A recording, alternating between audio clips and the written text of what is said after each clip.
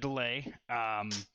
Yeah, there was some technical difficulties. I had set the stream up for Thursday night's thing, and I was like, oh, that'll work because I could just zoom in the camera from Discord.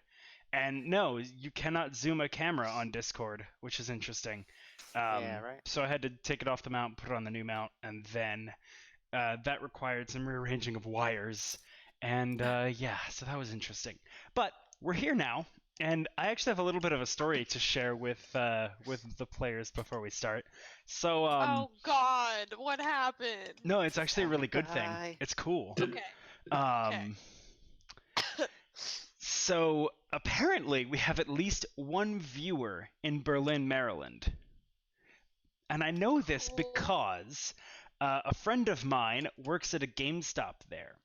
And, you know, GameStop sells some various D&D paraphernalia. And he overheard a group of people talking in the shop about their favorite D&D streams. And people were throwing out names like Critical Role and Matt Colville's The Chain and like Acquisitions Inc. And somebody mentioned BionD&D as one of their favorite streams. Oh, fuck, what? Yo. Right? So my mind was just fucking blown. Yeah, that's true. They did not specify as far as I know. So we get some every now and then. We get people jumping in and they stay for a while and then they'll jump out. But apparently we made enough of an impression on somebody that they wanted to talk about us to their friends. So whoever you are, huge thank you. We're popular. Thank you, Maryland person. Right. You're the Wow, best. I really like this Twitch stream, except for that Jeff guy. He's kind of a nerd, but No, they're like, that's my favorite. He has a you're third eye fine. now. That third eye is pretty cool. He got so much better once he got his third eyeball, though. He's so much more interesting. Amen, right? God. What did they just like mention us like name, or did they like go into detail? I want to know. So I don't think he was able to hear the minutia of the conversation. I think he just heard BionD&D and was like, "What?" So, but yeah, still super cool. Yeah, I don't know. I might pick some more and see if I can jog his memory and get more deets. But if I find them out, you'll be the first to know. But yeah, so without further ado, let's go ahead and jump right in. So last time on BionD&D, the group of you, after having created the first soul stone in living memory, got a bit of a rest and were able to ask some questions. You were eventually led to the reliquary, whereupon you saw two groups of the Ulvari kind of arguing amongst each other. Some of them vying for your worthiness as heroes to claim this relic, and others arguing against it, saying that you had too much help and that you weren't really worthy of the weapon. But with a little bit of your own intervention and a few of the Ulvari fighting on your side, you were able to sway the others enough that they would allow you to enter the reliquary and claim the weapon.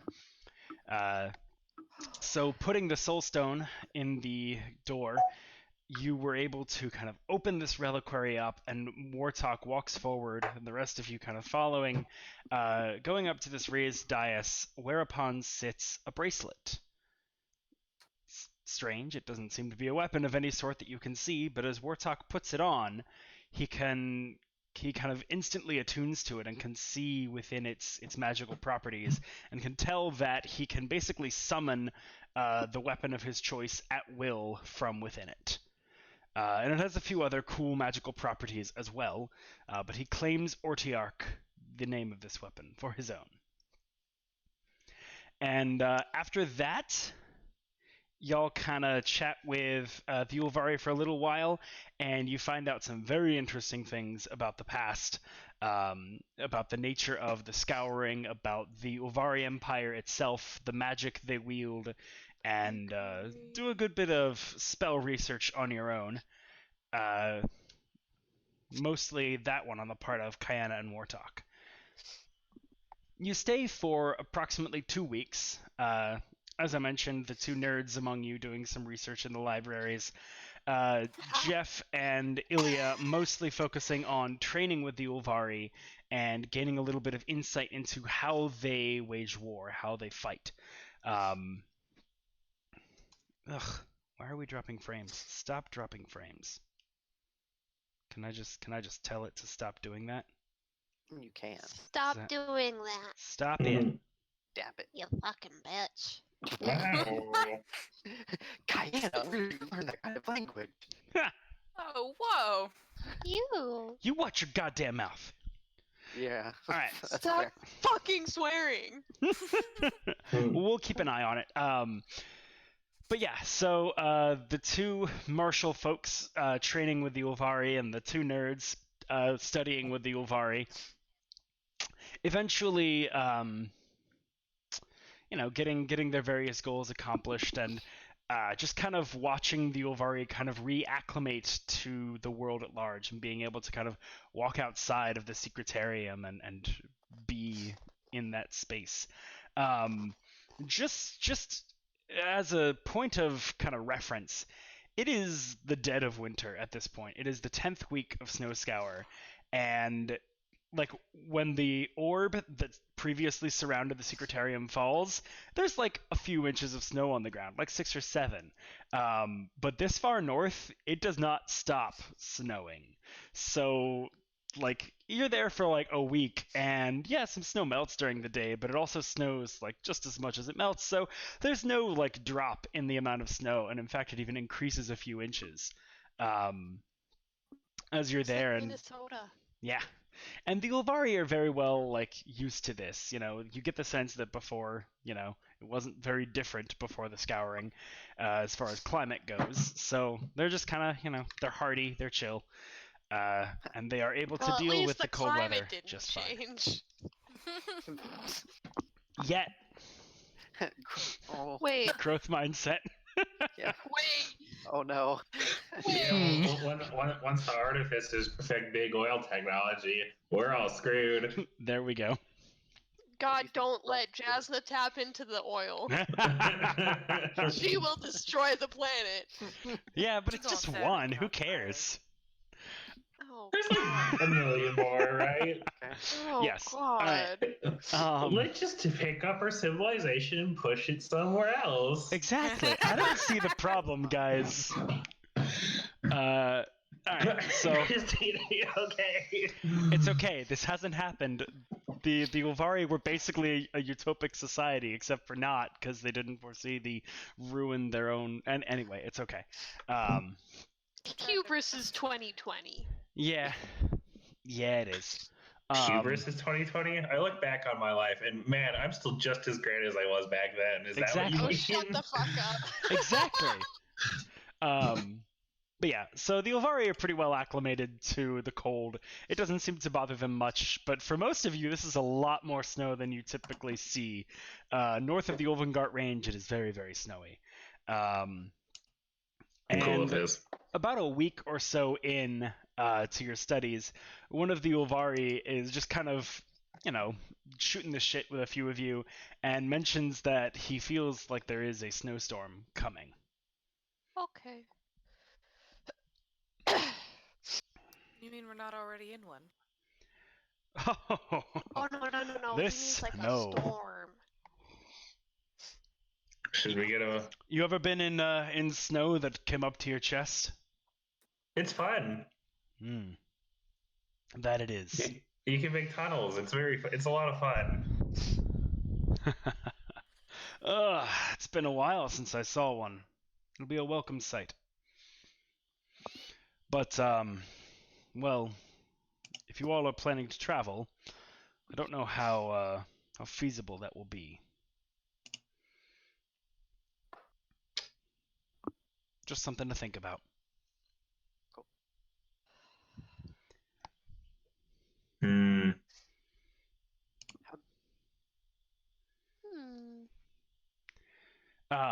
So yeah, other than what we talked about last time, is there anything you all want to kind of, I know you've had another week to think about it now, is there anything else you all would want to do while you were here with the Ulvari? I think I'm good. Oh, Pretty also, sure I got my fill. yeah.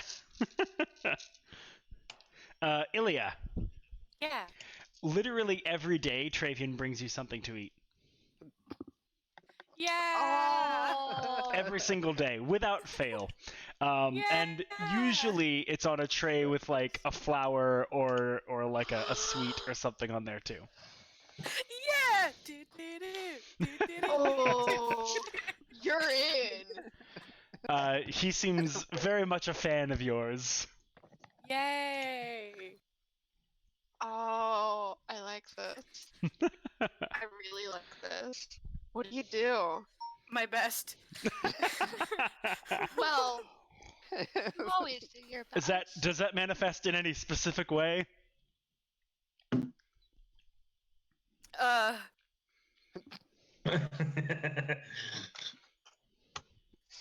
It's okay. You got a week to think about it. It's all right.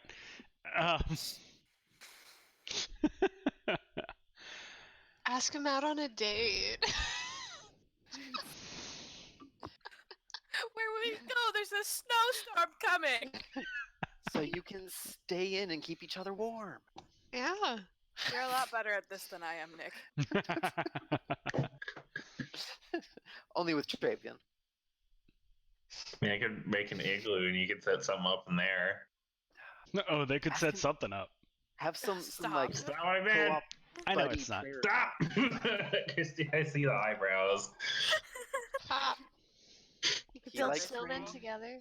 You like praying?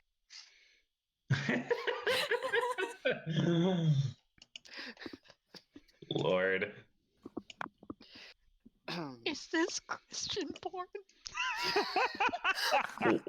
That's not a thing. Let me stop you right there. No, it Okay. is. Let me stop it you right is. there. No. It is. There may be such a thing as that phrase, but Yeah, the way yeah. you meant it is an oxymoron. I know. Have we gone back to D&D yet? No. This is all in character. How We about never now? left. Okay. Oh. I guess actually, since I don't. Has there been any like weird aging going on? Because I know you've hinted at that out of game. Go ahead and make a perception check. Okay. Should we all? Let's. Kayana was the only one who mentioned it, but I'll take passive perceptions from everybody else. 12. So yeah. 22. Okay. I have a passive perception of 18 because of my eyeball. Nice. Ilio, what's yours?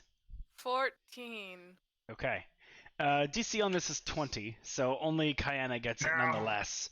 My eyeball wasn't powerful enough. You do notice some signs of aging that you didn't notice before, but they're very slight.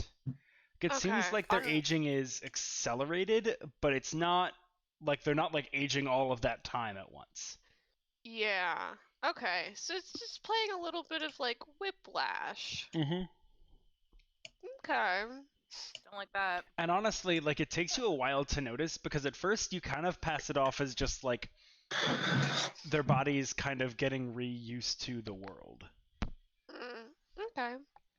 Are we affected in any way? Nope. Okay.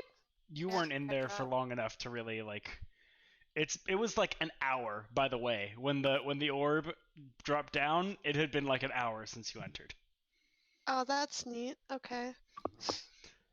Which you could tell the time of day, but probably not the actual date. So maybe I should have made that a mystery until you got back to another civilized place. But Why didn't we do our 2-week power training montage in the time zone? 'Cause daylight. I don't know, man. Like that's what I wanted to do, but everyone's just like, "Hey, let's go get the weapons." It's just like, "Oh, okay." Also, the Ulvari had been waiting for what seemed to them like a millennium, and they were like, "Let's do this." So what's Yeah. 2 more weeks for them? They were antsy. That's fair. What's our game plan for the blizzard, you guys? I don't suppose y'all know, like, you can't just like teleport us to like a nearby city or something. It's not. Unfortunately, our teleportation circle was, well, it's in a bit of disuse, and I'm afraid it wouldn't start up immediately. I'm assuming you're asking Travian, so I'm answering as Travian. Yeah, yeah. I figured he was around with Elia, so. Yep. Oh yeah, he's there. Kind of buddied up to her. I love it. Why don't you two go work on the teleportation circle and see if you two can get that fixed? Oh, it would be a great boon. It would make it easier for us to get to other places too. I assume there's teleportation circles in your cities. No, really? I mean, no. probably not. No. Interesting. This is a lost art to the people here. There's only one person I know of who's even moderately successfully attempted the spell. Well, I should like to meet him. Perhaps I can help move that along. Oh, yes. A little bit. Oh. Sorry. She gets like that sometimes. Don't worry about it. Very well. Yeah, I mean, you can come with us to. I think we're probably heading that way ish. Soon, at least.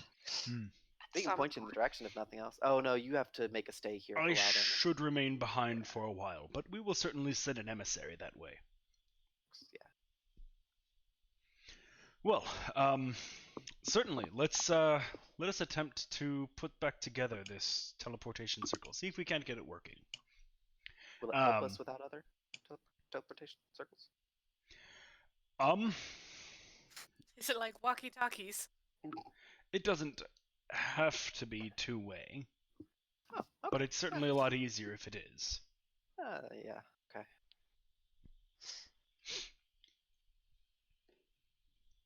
Maybe that explains why your friend was only able to get theirs working partially. He lost an arm. Ah, I see. I keep Sorry. like almost sneezing and then muting my mic and then not sneezing and then being like, I don't need to sneeze now. Stare at a bright light. I wanted to curse you by saying bless you, but I didn't. I'm glad somebody could tell what the face I was making was. All right, so Yeah, I had a feeling. I think it's gone. All right. So Travian will take whoever is interested to the teleportation circles area. Who is interested? Jeff, I can't see if you're raising your hand. I mean, I'll go, but like I'm not gonna understand anything that's happening. Okay, cool. So he brings the whole of your party to this teleportation circle. I'd like all of you to make Arcana checks. Can I auto fail it? Sweet. Sure. Oh. I'm gonna roll for it anyway, just out of curiosity. 4. I failed it. All right. Not as good as I wanted. 12? 12! Okay. 30-20. Nice. Yay! All right. Damn it, See you're what a happens clever. when you don't make int a dump stat? Yeah. Okay, but I just really like the image of like Jeff walking into this room, taking one look at the circle and just like, nope. Yeah, I mean, I knew Pretty I much wasn't gonna exactly get what it. happens. So y'all need some brain food, or? Yeah. Jeff walks in and like looks at it and goes, "Yeah, that's magic." I'm gonna go build the snowman. I'll see you guys later. Ilya and Kayana are both kind of like, huh. I recognize some of these things, but That's the nature of probably it kind magic. of escapes me. I'm like getting Warthog. bogged down in the calculations. It's just like, no, my math isn't right. You've got that like the meme with like all the mathematical formulas and trig going on around your head. What is this? Yeah, that. Warthog, however, as you go in, you kind of look around and you can see sort of the cracks in the arcane sigil that have kind of developed over time, and that are just, typical signs of just disuse of this magical area. Its separation from the outside world seems to have kind of contributed to that deterioration a bit. And you notice that effectively what's gone on here is that the source that powers this thing is still intact, but the way that it channels that force is not. Whatever tool was used to sort of etch the circle into the stone has lost its power. So the circle would likely need to be at least partially redrawn, specifically over the parts in the floor that are kind of cracked and broken. Sense. And with a 20, I would say you'd also know that typically the kind of stuff you have to engrave that with is like very fine pigment ground up with diamond dust. The diamond to make it hard enough to actually etch into the stone, and the pigment to actually impart some of the coloration to it, and then you kind of channel magic through it as you're carving, and that's what kind of creates the circle. Okay. So Travian. Yes. Do you by chance have any magic chalk lying around? Chalk zone. Not ready-made, but we have the materials for at least some of it. Okay.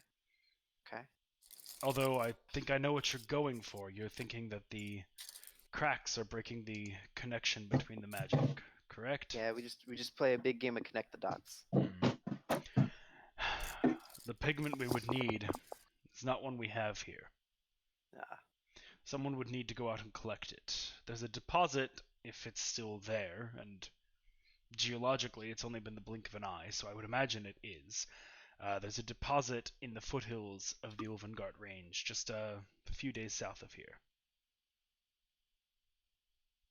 Okay. South.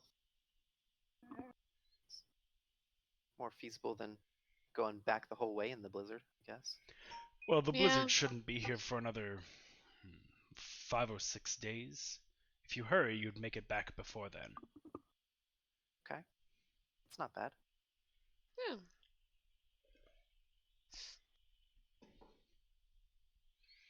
Would you be willing to go and fetch it? Oh, absolutely not. No. Ah. Not us. Yeah, no, we don't do stuff like that.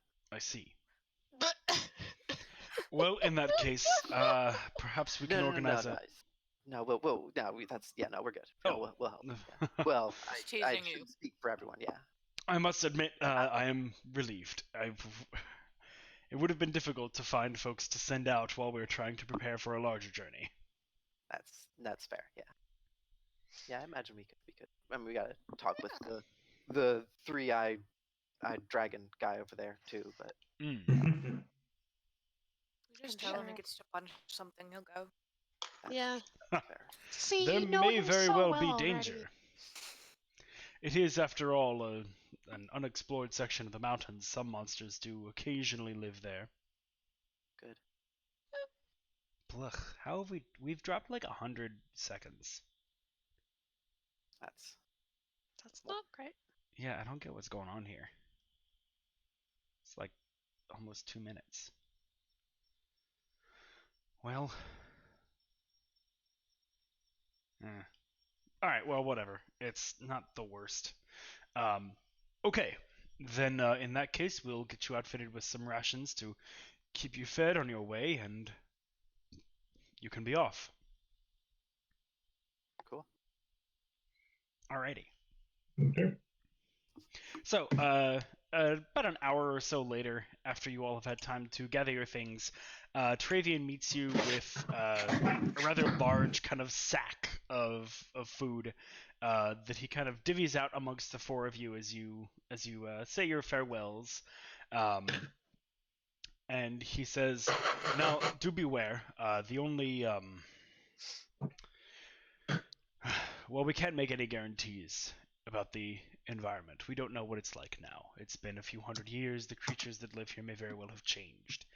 In the past, you could expect to find some wild beasts for the most part, and here and there a Remmerhaz or even a young dragon that had decided to bed down somewhere. So be on the lookout." Oh yeah, we did. Yeah. That Dragon or? where did you say this was? About a couple days due south? A couple days south, in a. He pulls out a map, and this is very interesting. He pulls it out very casually, just out of like a scroll holder on his hip, and just lays it out on a table in sort of the entryway of the Secretarium, and kind of points and then draws with a pen a line down to the south from where you are, kind of circles it and labels it as oh shoot, what was the name? The fucking. No. The PvP zone. Wyden Hill Mine. Okay. That sounds fine. See the issue here. I don't suppose this would line up with when we saw a dragon circling overhead. Was this in that area? No, that was actually south of the not all the way south of the Olvengart range, but kind of on the southern edge of it. Okay. Next question. Was this around the area where we saw Jeff's meltdown? Where he I went think that was absolutely just feral? after as A well. little bit north of there. Okay. So it's further north from where you encountered the Remmerhaus before, and much further north than where you saw the white dragon circling. Okay. Cool. Okay. Yeah. That So it's PvP probably zone. not- It's probably not an adult wake dragon like the other one we saw. So. No, typically adults don't hang around that area too much.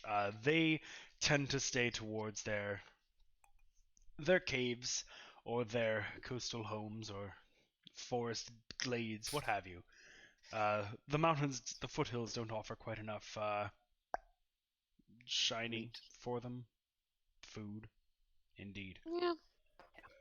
That's fair. That mine is rich, but I wouldn't call it enough to make a dragon's hoard out of. Okay. Well, good. Do we need anything special to collect the stuff? I suppose a pickaxe wouldn't hurt. And he kind of walks over for a moment and disappears into another kind of elevator-like thing that emerges from the wall. Kind of. He walks in. Oh, God, it's so cool. Goes up. Moment later, comes back down. He walks out with a handful of pickaxes and just kind of presents them to you from our storeroom. They don't seem to have been touched too much by age, so they should still do just fine. Okay. Thanks. Hey Jeff, you get 2. Yeah. Okay. Wield. You get 3. What? Okay. One for each eye. I was gonna say both arms and a tail, but that works I too. was. Yeah. Well, yeah, and then he needs one eye to like track where he's hitting each of them. Yeah, there we Okay, go. but I really like this image of him holding 2 and then like his eyeball just like growing out an arm. Yeah. You like No, that's a that good image? image. What is And wrong then with another you? one to like That's a good image too. high five your own eye. All right. My minus Nice. 2 strength bot isn't strong enough for this. Yeah. Don't worry. Nice. Oh god. All right. Well. Okay. All yeah, right. That should help. Oh, we also totally need to update. Oh wait, stats are updated, right? No. Yeah. Check. I feel like Kellum and Shadra are out of date because Yes, there are numbers. I am that's too. true. You're out of date. Yeah. My HP I- went up. Yeah, my See. HP is. I think it's wrong. I have My those. HP went up and so did my wisdom. Oh yeah, I because you didn't guys stats hit yet. level 8. So yeah, if you guys wouldn't mind sending me stats updated after the session, that'd be awesome.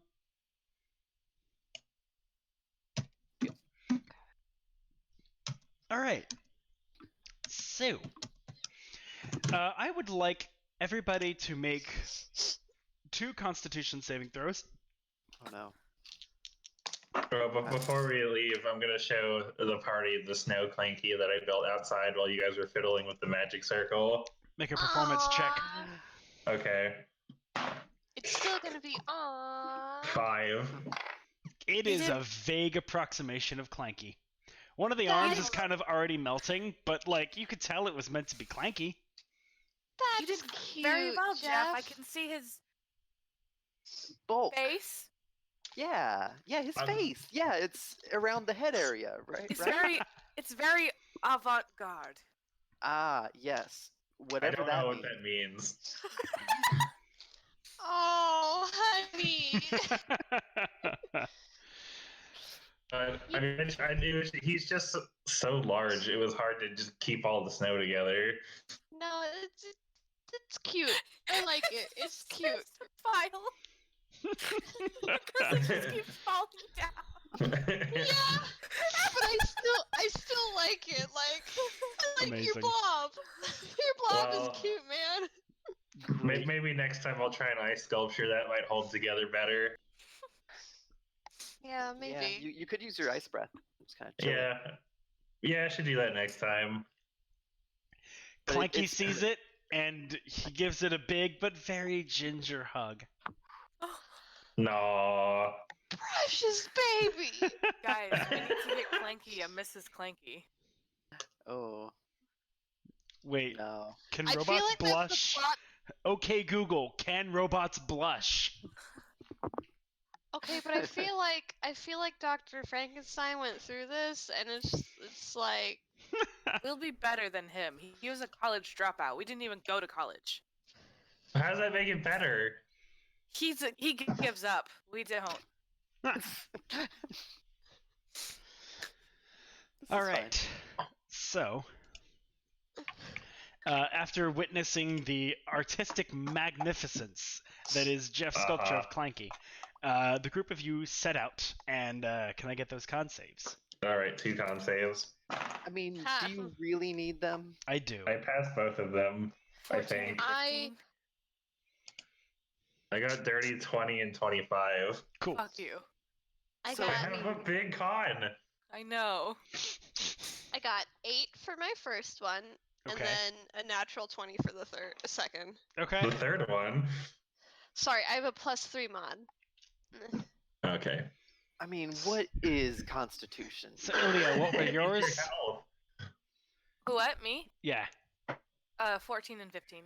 Okay. And Wartalk. 3 and 6? Oh, you noodle. You absolute Okay. pipe cleaner boy. Well, Yeah. Help. on the Clanky first day, Kayana and Wartalk are just like, I am not used to this. I am not used to this. I am not used to this. We got used to climate control. The water Um, is solid. It's wrong. It's wrong. We need to huddle together for warmth. And yeah, effectively, Jeff is just like, you wimps, come here. And it kind of like just wraps one arm around one of you with like a big old cloak and keeps you warm. And Ilya and Clanky kind of work together for the other one. On the second day, Kayana remembers, first of all, how to deal with the cold. And she's like, oh, no, I'm good now. I remembered. I remembered how to be warm. And secondly, she also remembers, shit, I can just heat metal Clanky and keep Wartalk warm inside of Clanky. And so Wartalk kind of Yeah. climbs inside of his robo buddy and just gets like a nice little like space heater going with the heat metal. Oh, It's this very is how you good. should travel. Oh, this is great. Pansies. I'll What still would you buddy like? up with. I want to go to the Bahamas. I'll still buddy up with Ilya. Okay. Well, cool. All right. So, That's fine. I have my eyeball, so I'm good. Well, I buddied up with you the first day, and now I'm gonna buddy up with Ilya. that's Okay. fair. Sure, I'll accept this. You can buddy up with Clanky. He has Warthog. I just He has reached my 2 arm out arms. from inside Clanky. It's weird. Wartalk's I will hand say like that. emerges from the gap in Clanky's hip metal. It's just Ugh. like warp. There's like those like back alleyways where there's just like that slat for the eyes. Mm-hmm. Oh See yeah. Warthog's eyes in like the shadow, like, hey man. Hey man. Excellent. I want to pull my arm back, and then I want to mage hand and tap his other shoulder, and as soon as he looks away, I want to stick my head out and stare at him. My God. Holy shit! This is top tier Hey man. Yes, it is. content. Okay. Content for the one person who's confirmed to watch us. But we love this. We do love them. They're our favorite. They are Um, my favorite person. we love all the rest of you too, if anybody's watching, but we love them the most. All right. So 2 days pass, and eventually you find yourselves at the foothills of the Ulvengart Range, the mountains sloping upward into the sky before you, jagged peaks disappearing into the gray, overcast cloud as snow falls continuously upon the land. I would like those who are proficient in it to make a survival check for me. Oh, I got this. 15. 15? Yeah. Okay. It takes you, once you get to that area, you have the map that Travian gave you, which was just like mind-boggling to all of you because he just gave you like a 4,000 gold map. It's just immensely detailed, and it's like, oh, you just handed this to us like it was nothing.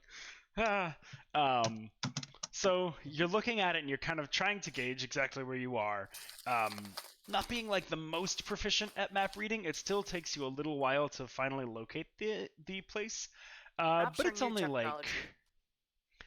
like maybe it's getting on towards sundown, so maybe like close to 5 o'clock on your second day. Until you find what looks to be kind of this entrance to the cave that you see how you missed it before. It's kind of piled up with snow and looks like people don't use it anymore. So it's almost completely hidden by the snow, but you can just barely see where this drift kind of dips downward into the earth. And as you go and investigate it closer, it does appear to be the entrance to what was once a mine.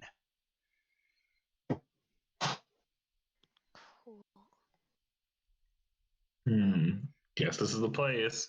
Yeah. Looks right. Y'all want to charge in Jeff first? Sure. Okay. Well, actually, I wonder if some of the tunnels have collapsed in the last few hundred years. Probably. Yeah. Might not be a bad idea to do some sort of scouting if possible. Can your squid do that, or does it have to stay with you? It has to stay with him. It does not have a movement speed. Oh dang. Okay. No. Sorry, my little ward's got to stick around. Your little squid ward. Scored.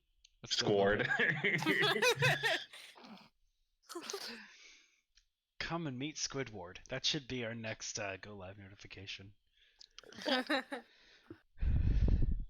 I suppose. Well, I couldn't. No. I could possibly do some wild shape scouting. I was just thinking. So Whose passive perception is above 16? With my eyeball me. All right. And me. Ilya and Jeff, you all, as you're kind of discussing what to do outside of the cave's entrance, you notice movement. Oh, fuck. You see kind of the snow begin to shift and fall, and like little flurries of snow dust fall from the top of the pile that covers most of the cave entrance. And above it, you see two small draconic heads kind of peer out, and these beady eyes kind of look and scan across the landscape. Oh no, not these guys again. Babies? How small is small? You can't see their entire bodies, you can just see their head, but the head is approximately, like, it's kind of draconic and snouted, so maybe a foot long in total, but only like 6 or so inches high. What color are the scales? They are a shiny Actually, they're actually quite dull. The scales themselves are like this earthen brown, but embedded in the scales almost look like stones that shine a pale blue. Oh. It's a shiny.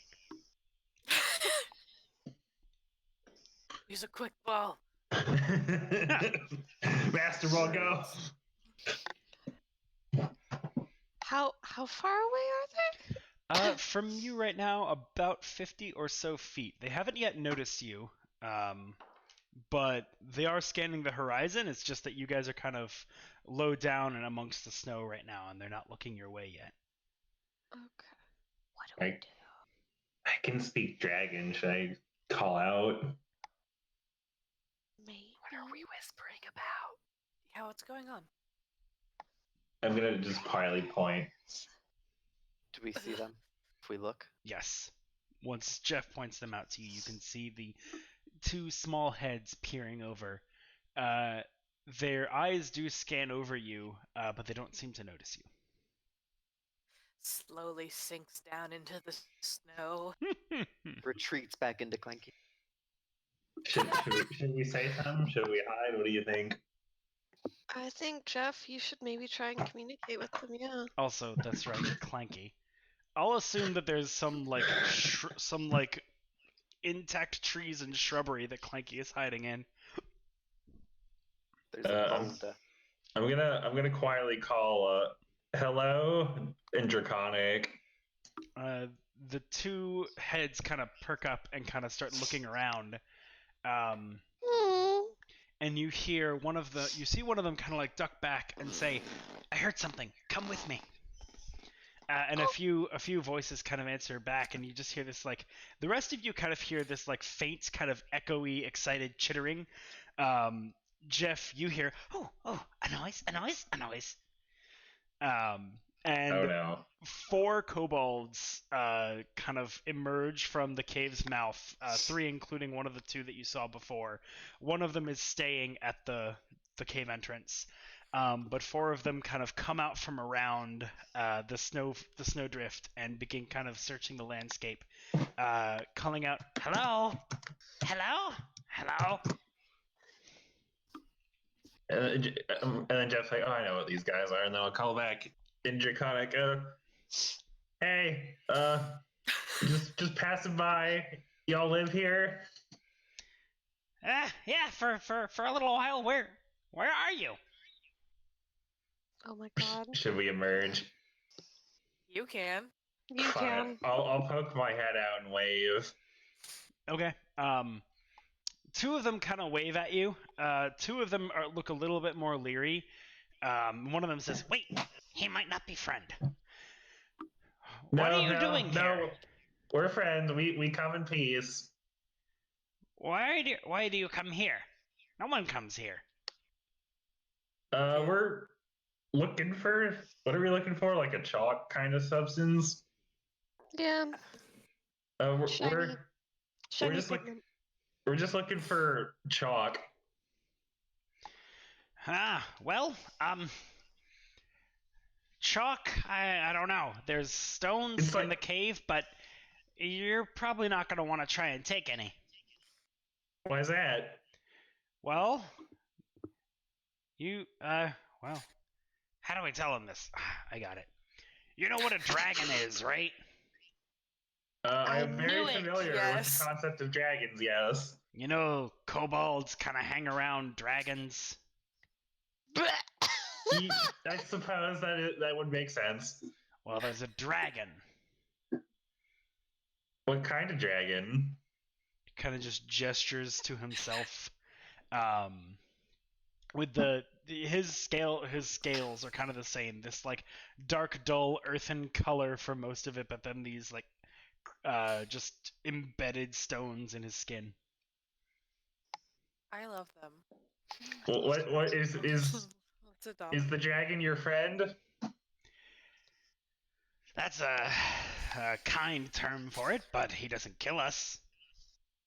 Oh. I'm sorry, man. Food Sounds and like it's things rough from down there. Oh no, it's fine. we fetch him food and make sure that he isn't disturbed in his rest unless somebody has something to offer, and in return he doesn't let anything kill us. Okay. So it's like you're trading food for protection, I suppose. Pretty much. Okay. Well, is he friendly? Do you think he'd talk to us? Depends what you got to give him. What is he like? He likes shiny things. But we want a shiny-ish thing. Solid high five. Well, he also likes food. Oh, I can make good food. And he also likes jokes. Jokes. That's more talk. We might be able to offer him something if he's willing to talk to us. God, we are playing with fire right now, but I want to do it. Uh-oh. Well, come on then. Will you show us the way? Yeah. This is the third one of them answering now. Y'all got names? Yeah, I'm Stub. Stub. This is Rock. And that one over there, he's Tree. I was expecting him to be like Montgomery or something. No, Montgomery's inside. Okay, cool. Alright, this is all in draconic, so I'll go back to the party and be like, okay, so there's a dragon in the mine. Okay, so we're gonna go.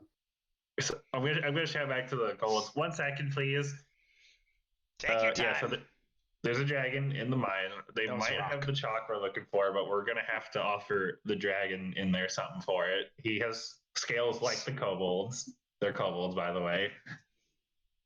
Their names are Stump, Tree, and Rock, and Montgomery. Stub, Tree, and Rock. Stub, Rock, Tree, and Montgomery. That's their names. Are they named after things that they first see? Sure. I think Who that the would make fuck sense. first sees What did Montgomery? Montgomery first see? This is my immediate thought when you hear things like "My name is Tree." Wait, Like so what? the only I don't know. so Montgomery would have had to see realistically another kobold whose name was Montgomery for him to first see Montgomery. But then Okay, maybe you he guys. had to see a You Montgomery. guys. All right, so how all this happened at the beginning, there was one kobold who happened to be born like in civilization, and he awoke, started crying, and immediately looked and saw Montgomery Street. And that was Maybe he was adopted by Dr. Montgomery. 12 generations later. My great grandpappy He's was born on Miles, Montgomery I'll Street. Have you know. Go back Read inside Lemony Montgomery. Snicket, you uncultured swine. All right, so he might be able to offer us the chalk we need for your magic do, but That's what they call it. yeah. So, but we're gonna have to give him something in return. They said he likes shiny things, he likes food, and he likes jokes.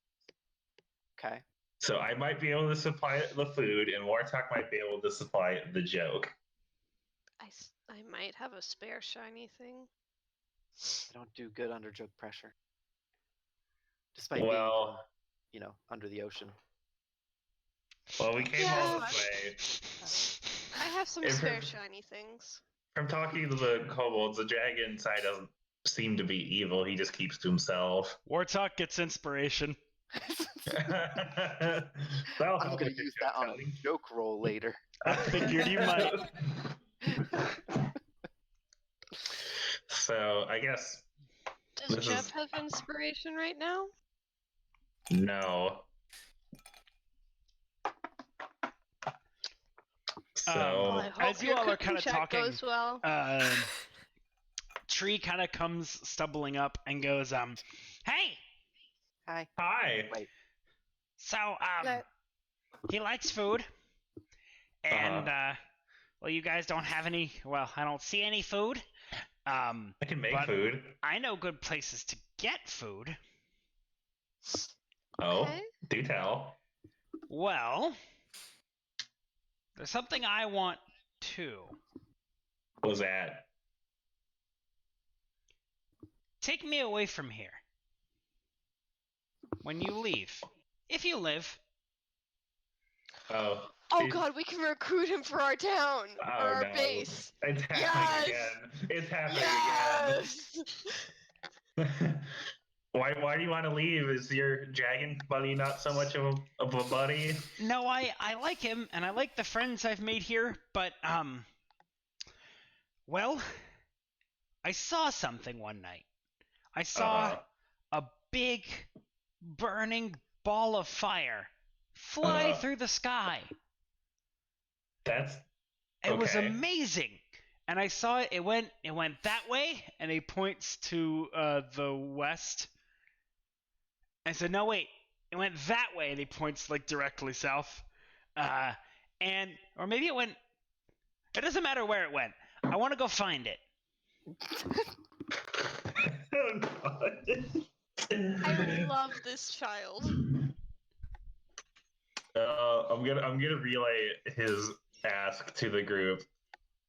So he saw a big ball of fire in the sky. When we're done with our business with the dragon, if we live, he said that if we live, so we might want to be careful.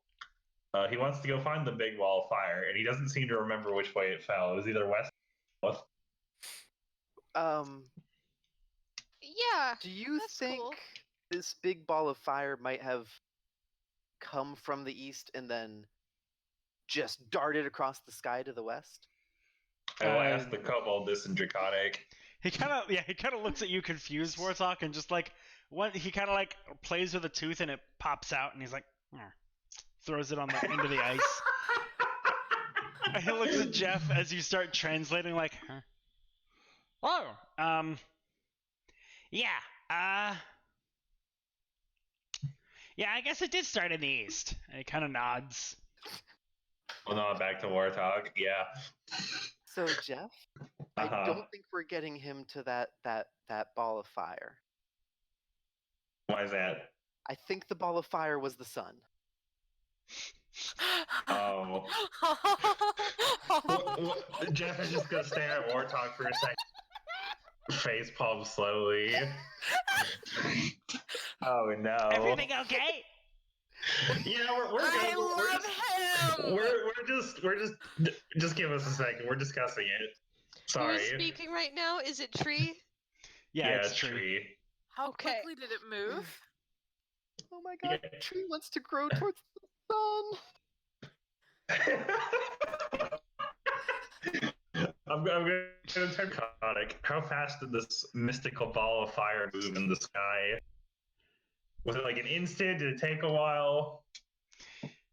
He kind of looks at you and like, fast? And he just kind of like puts a hand up and starts like very slowly moving it. I'm gonna wait till he gets like straight above his head and like, all right, I think you got the point across, man. I love him. He keeps going. You can stop now. I got it. I want to walk up underneath where he's pointing and just gonna. Like 20 minutes later, he finally gets to bed. Oh my god. We're just standing there watching in dumbfounded silence the whole time. Just like, Alright, it's like almost night now. Oh.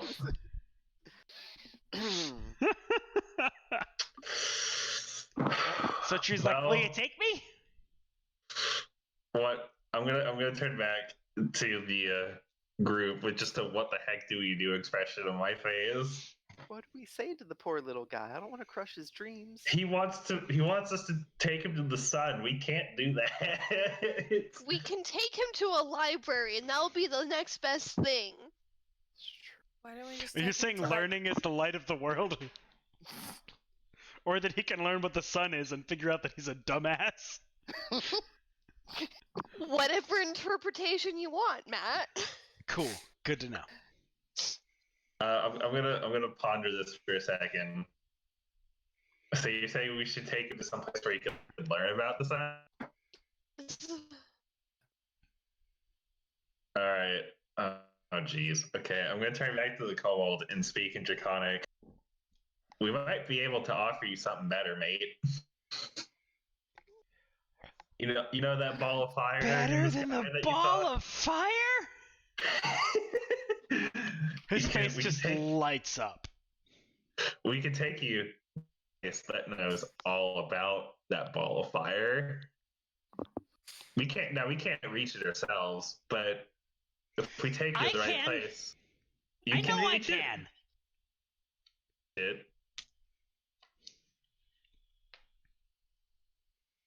Sorry, I don't know if I cut out there. He said I know I can. Yeah, I know. I didn't catch. I'm asking him how. Demonstrate to me how you will be able to reach the ball of fire in the sky. He jumps. That's not going to do it. It's like very high in the sky. If it's all the way over there, it's like right next to the line out there. If I jump from there, I know I can get it. What if we just like got a ball, set it on fire with prestidigitation, and made him think like we got it? Yeah, that's what we probably need a better to do. idea. He'd be thrilled. Just walk Whoa. ways. Audio is fucked. Hold on a sec, guys. Dream just died. Yeah. Well, sick. Wonder if Emily was doing something on the interwebs. Oh, it's back. Oh, okay. Gone. Really? Fuck. Oh, it's back. It seems to think we're going at 30 frames a second. Okay, but yeah, it's still dropping frames.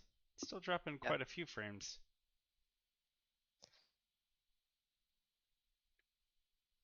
Okay. Alright, hold on here. I fucking love this idiot child.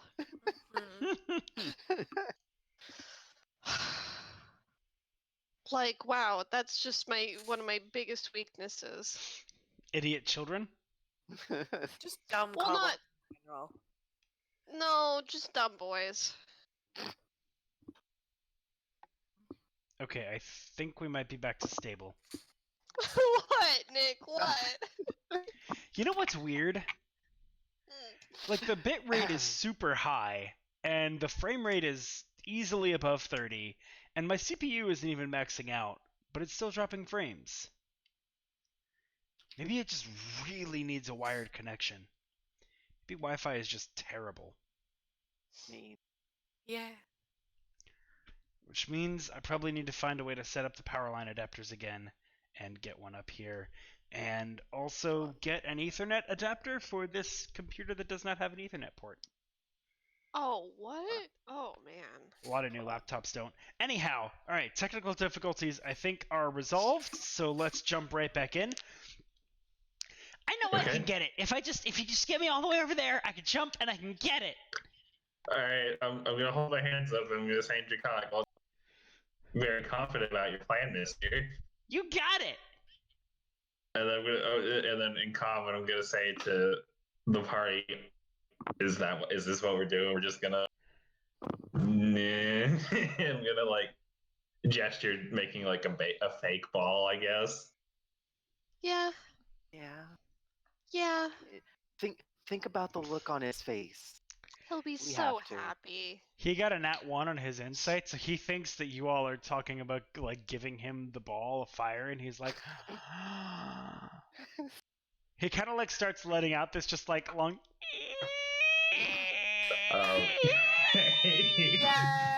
We have to.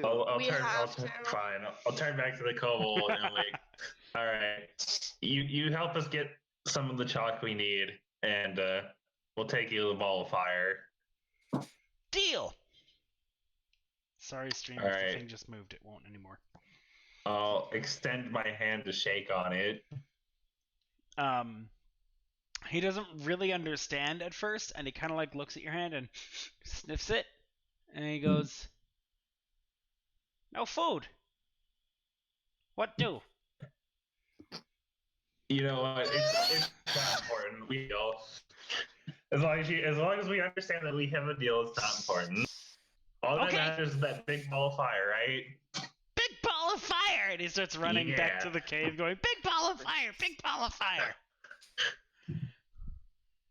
We're gonna turn back to the party and say, "Come on, this is gonna be a day." Yeah, I get it, cause the sun. Well, that's why you're in charge of the jokes. Oof. Alrighty. All right, I suppose we should go in then. Yeah. Actually, he wasn't running towards the cave. I misspoke. He was running to the east. Crap. He's going to get food. Are we supposed to be keeping up with him? Yeah, we We need should to be probably keeping follow up with him. them. At We some should point, he follow looks him. over his shoulder and he sees that you guys aren't with him, and he goes, "What are you doing? Come on!" All right. Sorry. Let's catch up to the little bugger. All right. He's just so excited. God. He goes for like 3 or 4 minutes with you all following him, and then stops abruptly in his tracks and goes, "I forgot my spear!" And he turns around and he starts running back to the cave. You sit there and you wait like 8 or 9 minutes, and he comes back and he's got a spear in his hand this time, and he's like, "All right, let's go!" Okay, cool. Also, I apologize, Chris Perkins, that my voice is slowly slipping into your kobold voice more and more as this kobold gets older and older. Look. Just Alright. roll with it. 11 days! Poor Spurt. Poor Poor Spurt. Spurt. Rip Spurt. He died as he lived. As a spurt. Shortly. 11 days. 11 days!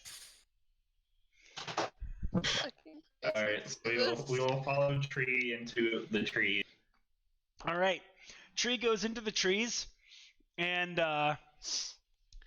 he kind of he's very confident about where he's going, and quickly, actually, like surprisingly quickly, you guys are like, he does got no idea what he's doing. But surprisingly, he leads you to an area that quickly, Jeff, you can see relatively fresh tracks from wild game in the area. What kind of game? It seems to be elk. Okay. Pretty standard fare. Okay. He kind of starts slowing down a little bit and creeping a little bit through the trees, and does pretty well on his stealth check, so he's moving very quietly. You can, of course, see his tracks, and you all have been watching him, so you have no trouble spotting him. But, you know, he's being much quieter than he had been before, and he's almost got this, like, laser focus about him until he approaches this certain tree that he kind of reaches out and strokes one clawed hand on and kind of examines closely, and he beckons for you all to come forward. So I'd like everybody to make stealth checks. Crud. Clink, clunk. 7. Jeff, you do not have disadvantage on this because the snow is muffling the sound of your armor. Oh, nice. I got a 17 then. Cool. Me too. Okay. 16. Okay. 9. Group was okay.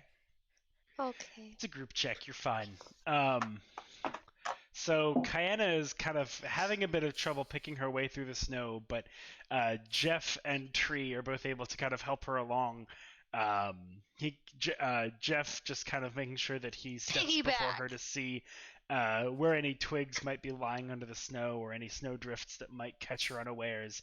And Tree is kind of pointing out his track to her to help her follow it. The group of you make it over to this tree quite quietly. And Tree kind of whispers to you all, "Okay, there's a herd of elk that passes through here. We usually hunt and take a couple of them when we go.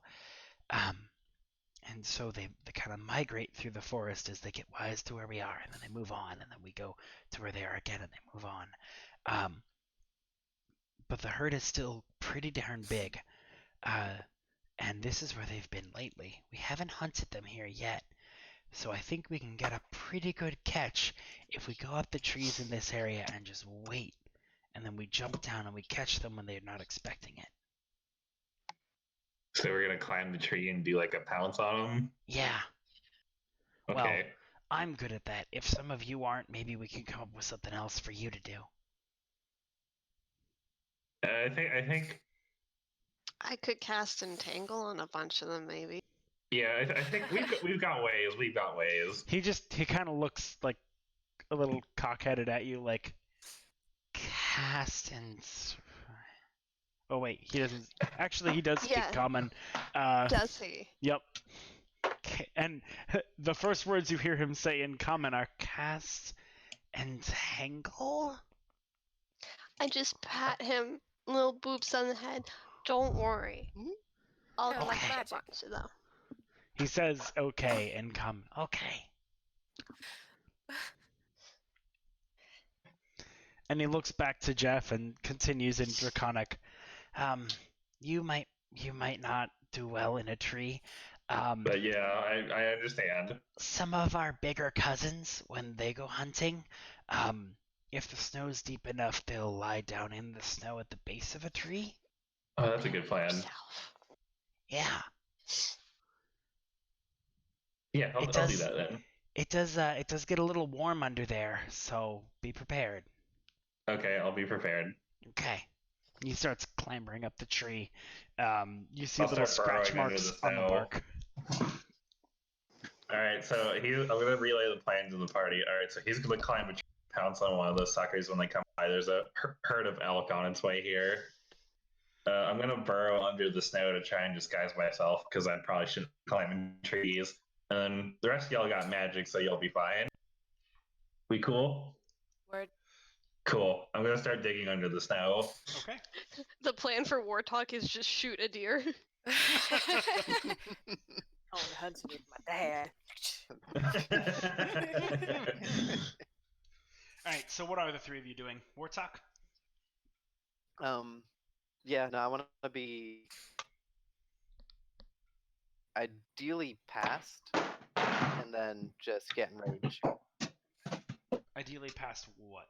Sorry, past like where they're setting up to ambush. Oh, okay. Alright, so you go and find like kind of a bit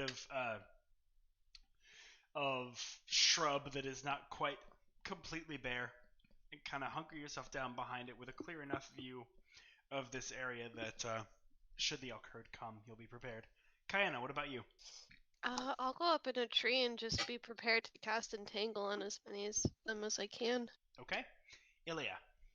I'll be chilling somewhere with packed weapon, longbow, short bow. Can you describe somewhere? Behind a tree. Okay. In the underbrush. Okay. Alright, I'm yeah. hunting with my dad. Wartalk and actually everybody go ahead and make stealth checks for me. Okay. Do I still have Jeff, no disadvantage for you. Alright. Okay. Natural 20. Nice. That was almost a natural one. It teetered right on the edge. 15. Guess who did get in that one? Oh, baby. Oof. No. Your girl! Wartalk, how about you? 7. Okay. Hey! We're bad at this. Well, 3 of the 5 of you rolled well, so it's hit or miss. Speaking of, that's cocked. Okay, cool. So, you're in your positions for quite a while. Most of you are not quite used to hunting in this way. When you are out on the road for food, it's typically more of an offensive kind of hunt.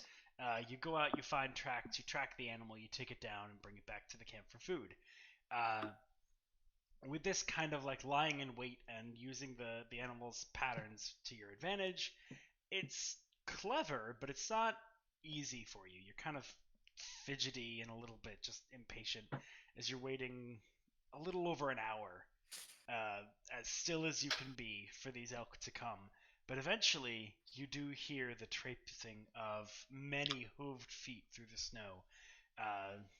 a little bit distant at first, and then closer and closer, until finally they are among you.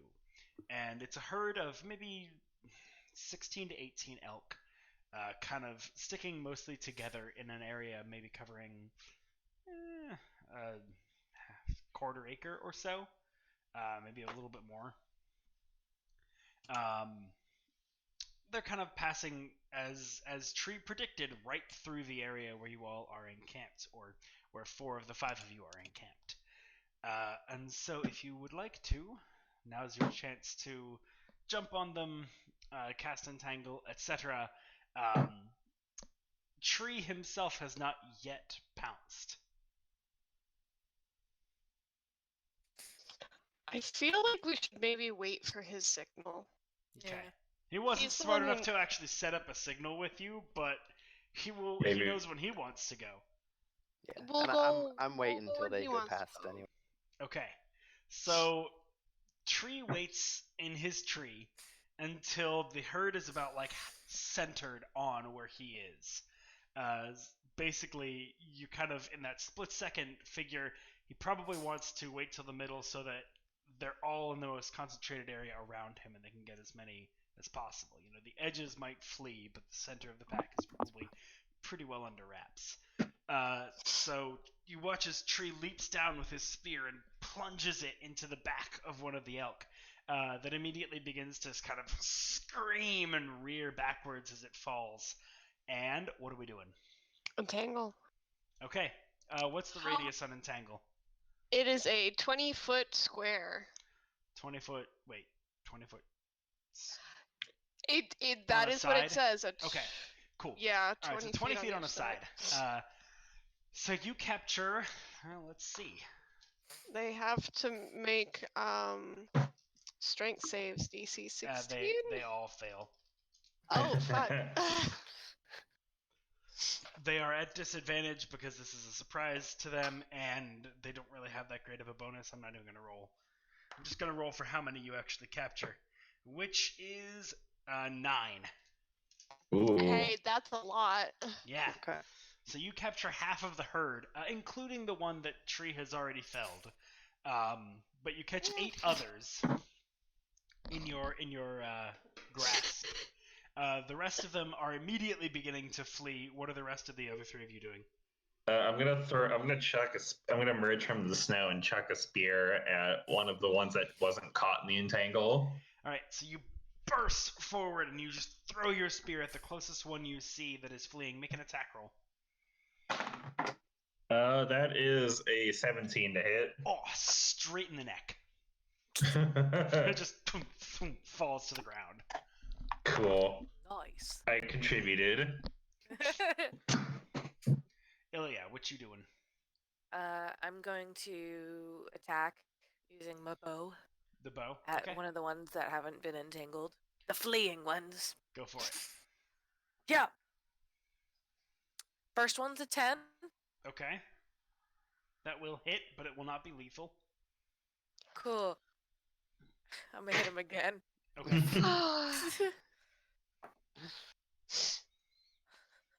15. Okay. Putting the animal out of its mercy, you notice your first shot going not where you wanted it to, and you're like, oh no. And you just quickly lose a second arrow, and it is at peace in some way. I was a vegetarian before this. No Warthog. longer. How far away is the furthest one from me? About, would you say? Well, you said you wanted to go a little past where they were sitting, so I was imagining about 60 to 80 feet off. So there is definitely one at the, there are some beyond the range of Eldritch Blast. There are others that are within it, but there's definitely one at 120 feet. I have Spell Sniper. So 240? Yep. There are... Yeah, there's one about 180 feet away from you. Okay. I want to start at the farthest away and Okay. fire one there, and then I'll go at the next furthest away. Alright, so you've got 2 blasts, right? Yep. Cool. So first one. It's with the Phantom Bracelet too. 22. That is a kill. Okay. I'll do. And the other one is a 16 to hit. No, 17. Since this actually matters with you because you don't add your mod to your damage, roll damage. I do now. Oh, you do? Okay, never mind. You took that invocation at 8th level. Cool. Yep. All right. Wartalk was like, I want to actually help in fight. Yeah, I want to hurt things. Alright, so yeah, easy second kill as well. Cool. Alrighty. So, effectively, after that, the performance that round and using the same strategies, I will estimate how many you get. Okay, yeah, you all, together with Tree, and especially with Kayana's Entangle and the spell sniping abilities of Wartalk to get those that are fleeing farthest, and I guess the longbow from Ilya too. And my spear. And Jeff's And my ability axe. to absolutely just demolish the ones that are close in. You get 17 of the... You approximate... It was actually a little bit bigger of a herd. You approximate it was more like 22 or so, and you get 17 deer. Nice. We're gonna be eating venison for days. The dragon Well, the is dragon. going to be eating venison. Dang For, it! like, Right, forgot. How are we transporting all of these dead bodies? Oh, shit! I Clanky. think it, I think got we need friends! to make. We might need to make a sled. Okay, Yeah, you do that, I'll I get was- friends to pull it. Okay. I think we could actually pull it. We got Mr. Clay. He's Right. running. Okay, Let we can't Will- stop him. Down. Just take it out of what direction he ran in. He got the idea in his head and he was just like, okay! Alright. Sweet small child. I'm gonna start constructing a sled, a rudimentary sled, like fallen logs and rope. Okay. Oh, Go ahead help. and make an assisted survival check, so roll with advantage. Cool. That is a 24. Sweet. So with Ilya and Kayana's help, yeah, you quickly rope together a basic sled that is enough to hold the bodies. It might hold it'll hold all of them. With a 24, yeah. That's a fucking lot of meat. Yes. It's great. And so it takes a little less time for you or a little more time for you to finish than it does for Tree to return with Stump, Rock, and Montgomery. The whole motley crew. The four of them are bounding through the woods back to you, and he's like, hey, I got friends! Yay, cool. I'm just about done. I'm making a sled to make taking them back to your cave easier. Wow, that's smart! Thank you. As I was coming back here, I was like, wow, the four of us aren't going to be able to carry all that. Well, I think with this sled and us helping you, I think we can. Yeah! Alright, let's get pulling. They all kind of take up a bit of rope and they start. They're small. They're tough for their size, but they're small. So y'all are still doing Small and durable. the four of you, even with your negative strength mods, are probably doing about as much as they are. But it's basically double your capacity, so you're making pretty good time. We should maybe have Clanky Yeah, drive the sled. Oh yeah, I assume Clanky's Yeah, full as much as he can. I think with all of us together, we should be able to make no problem. Yeah, Clanky is it's a little bit hard for him. You don't have rope that's really big enough for him to grasp, so he's kind of holding on to string. So he's not as much use as he could be, but he's definitely useful. I could if we have any extra rope, I could make a crude harness for him so he can pull more efficiently. If you want to take the extra time, sure. He's a sled clank. Yeah, I'll do it. It's probably going to be more efficient just having him do it. Okay, yeah. Paint Making a red harness nose on for, him. Yeah. Oh my god! After wait. we have all these slain reindeer. with the four of you and the four of the kobolds and Clanky, you got 9 reindeer. And the we dragon have Santa. 4 reindeer. Christine, I'm gonna need you to draw this. delivering the presents to the dragon Santa in the cave. I'm gonna need you to draw this. It can be a Good very boy or quick girl. sketch. I just need to see it.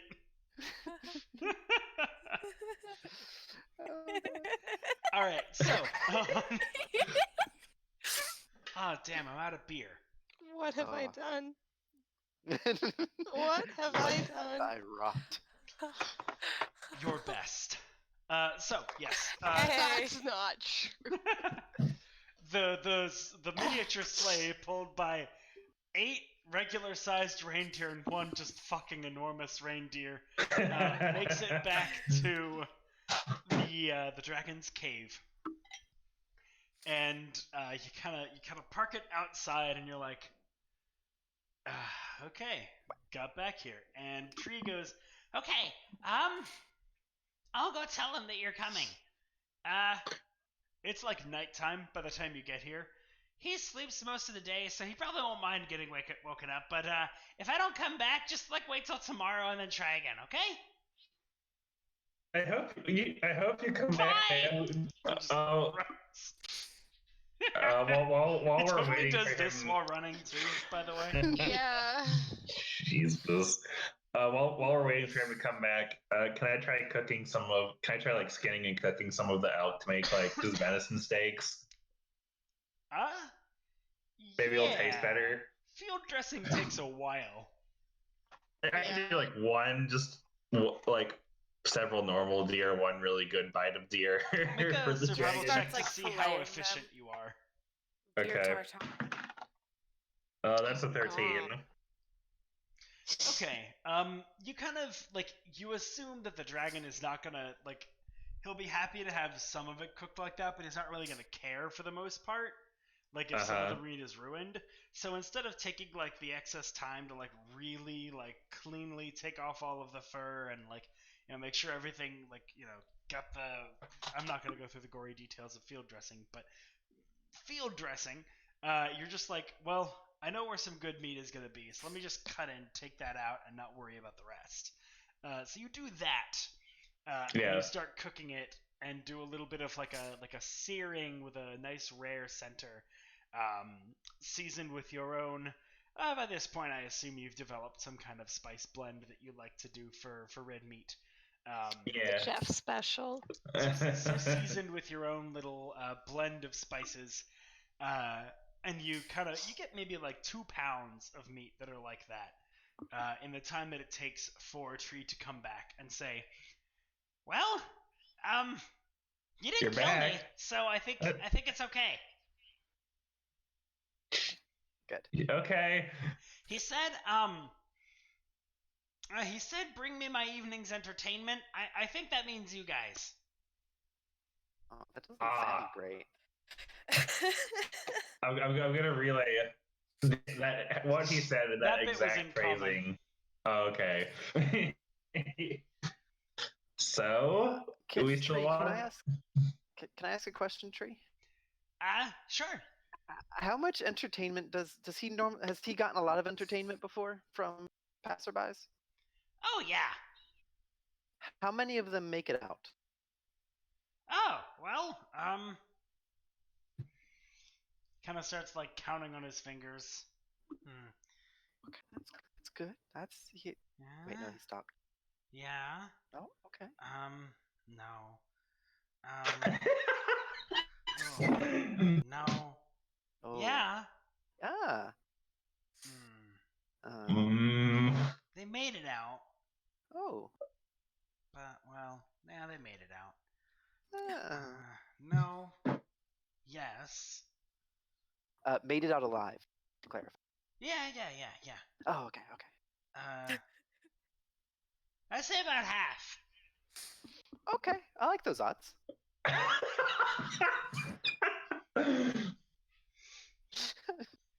Well, we still want Do to you have a shiny? Do we? Do have a we? shiny He likes shiny. that we can part with? So, I have He does like shiny. basically 2 shinies I could part with. But one of them Might I definitely. examine them? Is that? Who the fuck? It's Montgomery. Montgomery. Oh my god! Okay, so out of character.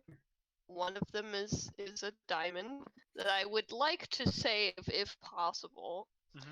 Yeah. The second is the opal soul stone that we found in Oh. that cabin. Uh-oh. Okay. So how do we feel about these options? I would like to keep. Not the soul stone. We gotta keep that one. Sure. I can part with the diamond. I have a Danecraft two-handed mace, which is basically a maul but lighter. Mm-hmm. It's made out of really shiny metal. I have the bright steel coins, which are probably pretty shiny. Mm-hmm. Everybody go ahead and make a history check. I've got some ball bearings. Those are 2. shiny. Oh god, is that a 1? That's a 1. History. 7. Thought I was proficient in history. Crap. 17. Thank God. Oh man. Warthog. Yo, that's You get a decent sense of dragons, and they're like shiny things, including things like coins. So even gold would be a reasonable bargaining chip here.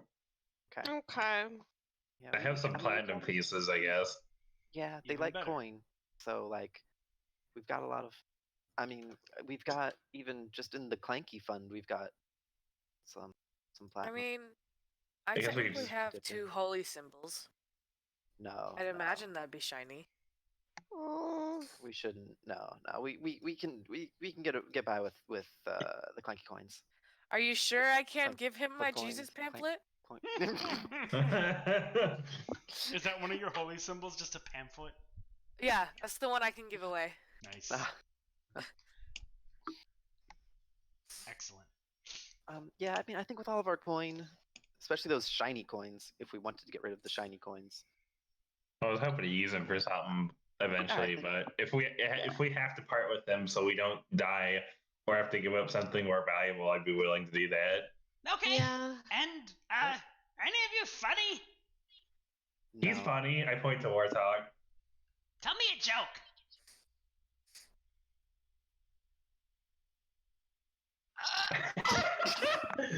I'm sorry, I freeze under pressure. He just keeps looking at you. It's cold out. That was the best because I freeze. Knock knock. Okay, he got it. Okay, we're good. This guy laughs like a deranged child. I'm scared now. Yeah, like No. what he is. I guess you're right. Yeah, pretty much. And after he laughs, 10 more seconds pass, and then he goes, "Oh, I get it!" Bless this. What a Bless sweet this lad. kobold. We're gonna die, y'all. Well, the intent is to not do that. Wait, so what's to stop the Very dragon from well. just If you eating would, us and taking all the coins? Oh, that wouldn't be much fun for him. Oh. Okay. Wait, your voice changed. That's Montgomery. It's Montgomery. Montgomery. Oh. Well, back out. Okay, this. So, I don't know if it's me or you, but you are cutting out like a motherfucker. Yeah, Ethan, oh, you're maybe in out, join. yeah. No, he's gone. Is this better? Yes. Okay. So Well, far. it's the first time I've heard Montgomery talk. Yes, it's many folks have a bit of a hard time getting over it. I love him. Okay, he's my Also, favorite. he is the smallest by a good 6 inches. Excellent. Ah, But he has this cute tiny little brocade vest on, and he's got a single it's not a monocle. It's half glasses. it was glasses, but it broke. Yep, literally. Okay. Yes. Montgomery. Montgomery Yes. it was, yes. Can I speak to you alone for a second? But of course. Oh, okay, cool. I just wanted to.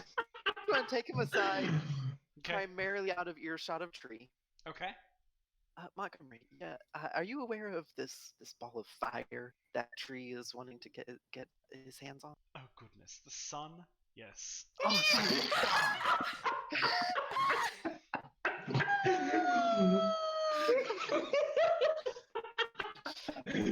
Okay. Okay, yeah, no, I just want to make sure it wasn't just us. However, it might Yeah. still be good for him to get out a little bit. Yeah, A no, little yeah. perspective, a little traveling the world might be good for him. Yeah, okay, yeah, we can do that. Yeah. Would the rest of y'all want to join him, or you like it where you are? I 'Cause we personally can get y'all all like it where I am. Okay. It provides me a decent opportunity to study dragonkind. Makes sense. My This compatriots man's here genius. Montgomery. are Is this guy a scholar? too stupid to think for themselves and decide whether or not they want to go. I makes love sense. him. That makes sense. Okay, cool. I just wanted to make They sure are that kobolds, after all. Yeah. Are you not? They are. I Yes. am, but I have chosen to distance myself from the stereotypes and day-to-day Your folks being good is a mundanity choice. of their kind. Yeah, no, that makes sense. Well, good for you. Good for you. Okay. Can we get fan art of our boy Montgomery? Like, If any of our Yeah. 3 viewers happen to be artistically talented, artistically challenged. Actually, if you're Please draw artistically challenged, fan I art for our especially want you to draw Montgomery. Please. Oh my fucking god. Can we just animate this entire episode? We could, yes. Oh shit. Just so you know. Oh wait, Yeah. actually I don't know. Ilya, is your Twitch handle Angry Bees or? I think it's angrier bees. Okay, so you were okay. That's you. All right, cool. I'm the one who's bees that are just pissed. So,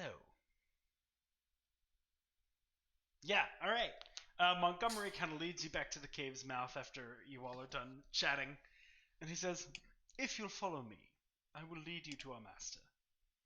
Okay. Okay. Yeah, no, I'm sure this is gonna be fine. Okay. As he kind of leads you into the mine, there are collapsed tunnels here and there, but the main shaft is still pretty much entirely intact. And he kind of pulls on a pulley, and as he kind of yanks it, it begins just kind of spinning, and the rope falls a good distance, and you can kind of hear it's like as the elevator type thing raises up, and you kind of see it like fly up at like right in front of you and just clang against the top of the pulley, and it kind of rocks back and forth like a few feet, and Montgomery gestures and goes, "After you." What? Thank you, sir. Oh, okay. As you step on, it barely feels like it's gonna hold, but it's not fallen yet. Oh, Yay. I Monk. hate it. Clinging on to somebody. Clinging back. Montgomery kind of takes a very ginger step on and like tests his weight against it for a moment and says, "Oh yes, very good." And he steps the whole way on. This kinda- motherfucker is too good. He takes the rope as he goes in, and he begins kind of pushing it back up and controlling your descent as he does, kind of pulling the weighted end to the rope up as he does, kind of just pushing it back through the pulley and allowing the mechanism on top of the elevator to actuate, but at a controlled rate. So you're kind of going down, and it's a little sickening. It's kind of like starts and stops as he grabs the rope, lifts it, lets it go, grabs it, kind of go like this. But you get down there. You pass by like 5 or 6 just completely collapsed tunnels and a few more that seem to stretch back beyond your eyesight. even those of you with dark vision. As you go deeper and deeper, actually, does anyone not have dark vision? I don't. Okay, Jeff? right, Dragonborn or not. It does get quite dark for you, to the point that you're kind of just making out basic shapes, even as your eyes adjust, because you go about 150 feet down into the earth. That's a lot. Just slowly as this kobold is kind of moving this rope. Eventually reaching the bottom, and Montgomery kind of again steps aside and says, "If you please." Can anyone help me see? Yeah, you got a rock. I have a shield. Well, something. You know that works. I use light on his shield. Thanks. I can see now. Got you, homie. Montgomery is just like in shock. He can't see in the dark. You okay? Magic. Oh. Oh. Is that fine? You must Yes? show me. Please, I beg of you. Just Can I teach him the light cantrip? Is that a thing? if you have enough time. Sure. Actually, you know what? No, I'll teach him prestidigitation. Do I know that one? I don't I think don't I know. do. Hold on. I have a lot of stuff.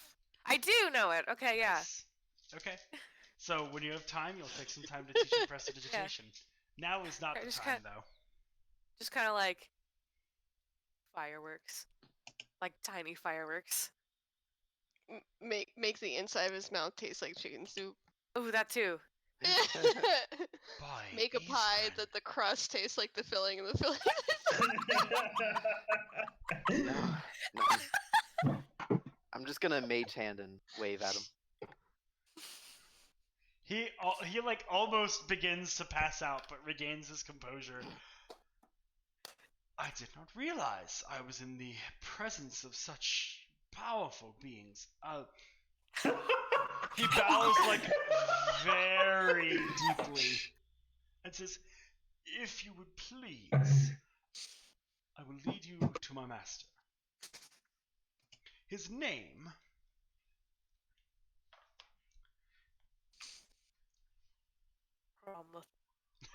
no. His name is Viral.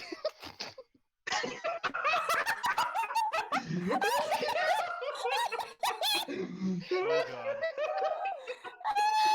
Holy shit! I love him! Amazing. A fucking plus. I need to share this. Hold on. Hold on.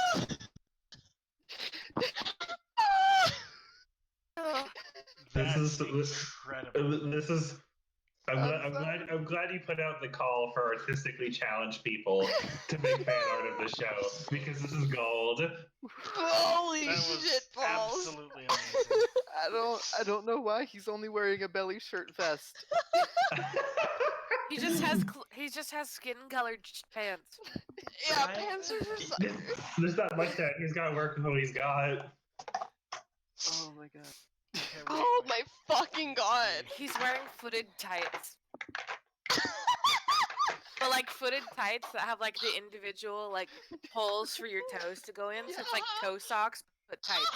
Oh my Now god! that's truly a cursed image. For him. Oh god. There Do we you go. think there's a market for those? Now it's on stream. There we are. Okay. So I'm just- sure just someone out appreciate there. I'm gonna have to Um, investigate. That beauty. This fine piece of artwork from our Yes. boy Warthog. Montgomery Is bows he incredibly lowly, and he says, Right. "I will now take you to my master. His name is Virilax. Virilax. You cut out. What was his name? Virilax. Virilax.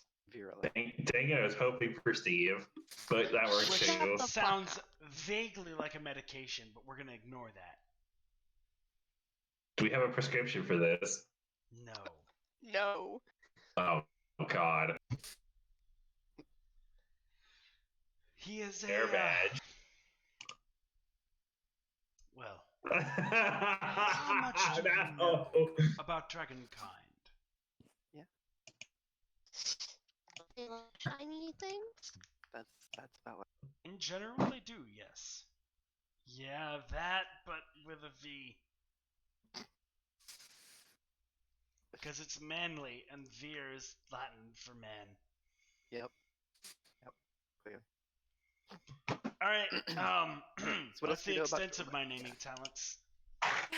So we know. So I mean, we know they like shiny. Apparently, we know that there's about a 50% success rate with making out alive when you meet one. Particularly, he is a sapphire dragon. You may know of the chromatic dragons and the metallic dragons.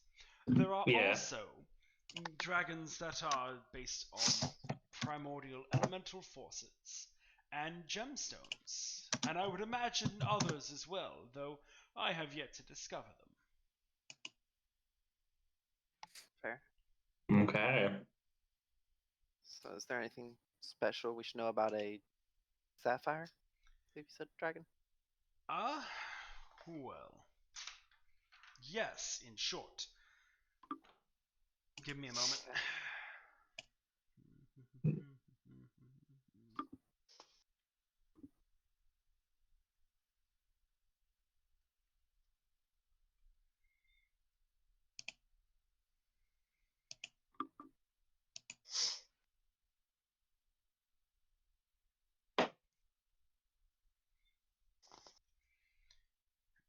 You should. Why are you know cosplaying RuneSmith? Don't worry, it's a thing.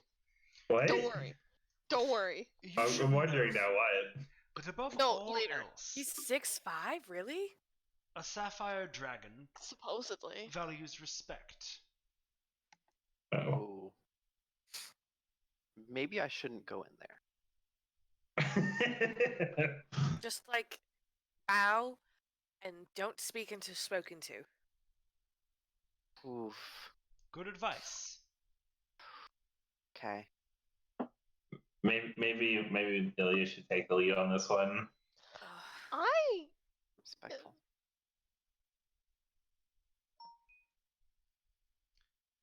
Well, decide quickly, because here we are. Oh. As he says this, you have approached kind of what looks like a steep drop in one of the shafts. It was a tunnel that led off, that he led you down, and for a while just went laterally like most of the veins of mine shafts do. But this one seems to have a secondary kind of just pit that drops far, far downward, further than you can see, but also keeps extending past, which gives you the impression that this pit was definitely made after. Okay. So for dealing with him, Ilya and Wartok are the most charismatic, although Wartok is having some misgivings about this. I'm willing to help my girl out. I can try to help Warthog. Like, none of us have bad charisma. But also it's a dragon, so we're nervous. Yes. We probably should maintain that. I feel like it wants its ego stroked. Wants to be revered. I have but one question for you. Uh-huh. Which of you will be the primary mouthpiece? That's what we're trying to figure out. I slowly put a finger on my nose. He should not be kept waiting. Turns to Warthog, flip a coin. Sure. All right, roll 1d2. Pick Odds red or or black. evens? Wartok, odds or evens? Odds. 8. Ilya, you're it. Damn it. Very well. And Alright. Is this the equivalent of a low dice roll? Look, it'll give Ilya. her some time to like branch out. She hasn't had many moments yet. Ilya, make a dex save at disadvantage. Oh. Alright. Nani? Nani the fuck? Nani the fuck? That was common. Thanks, y'all. Aww. Oh. My first roll was 10 and my second roll was 20. Oof. Oh. What's the total? 10. Montgomery just kind of nudges and you fall into the pit. Follow. Okay. Okay. Walking, yeah. Yeah, we follow. Alright. Ilya, you fall for about 280 feet. Holy shit! At the very end, just like maybe 15 feet before you hit the ground, you just suddenly, not as suddenly as if you'd hit the ground, but suddenly decelerate. And you land Cool, I jackknife. lightly on the floor. The same with all of you. You kind of see Ilya have only the splittest of seconds to realize that is she not splattered on the ground before you two are kind of like caught up as you fall and placed on the ground. Oh. You hear this deep rumbling voice from a corner of this vast chamber you now find yourselves in. Good evening. I'm going to move the mic closer for this because it's very deep and so will not carry. Yeah, that's fair. Guess we look for our boy. You hear... Oh, never mind, he found us. Yeah. Shit. Good luck, Ilya. That's where we bow. And this Yes. immense wingless dragon whose body is just covered in gleaming blue sapphire emerges. I'm gonna steal the art from Matt Colville's book because it's good. Oh. Oh dear. So it's Okay. this just wicked awesome looking, not super typical draconic look, but has this kind of like more like a drake with wings, but a little bit squatter and a little bit less reptilian It's like a than monitor typical lizard. dragons. Yeah, a little bit more monitor lizard like. Immediately Voice. bowing. Yeah, oh, take a yeah. knee, Yeah. everyone. I'm gonna take a knee. Take a knee. He bows his head very slightly in response to your kneeling and says, I hear you have a bargain for me. I am intrigued. Yes. My companions and I came looking for... We were looking for chalk, right? Yeah. Yeah. Magic chalk. I thought we were specifically looking for a gem or something. I think it's like magic chalk. Okay. My companions and I came in search of a magic chalk and heard that we could find it here. Magical chalk. Maybe it was just regular chalk. You're doing great. No, you're doing great. I see. And what do you intend to do with this chalk? Well, we intend to restore a magic circle. Please, do not talk down to me. I understand the old ways, woman. Tell My me what it apologies. is you mean to do. We're restoring a teleportation circle. Yeah. And where will you go? Well, ideally, the magic college, but altogether, we just want to restore this bit of magic to the land. I see. The college. Tell me, How fares it with this war ongoing? Well, I myself haven't been recently, but my friends would know. Kind It's of the, looks among the others of you. It's booming. It's doing great, actually. I mean, they don't have like teleportation and stuff like that, but yeah, they're doing pretty good. Actually, they were Yes. attacked fairly Your recently. shininess. Your shinies. You see, like, the faintest hint of a smirk when you say that. They were attacked by,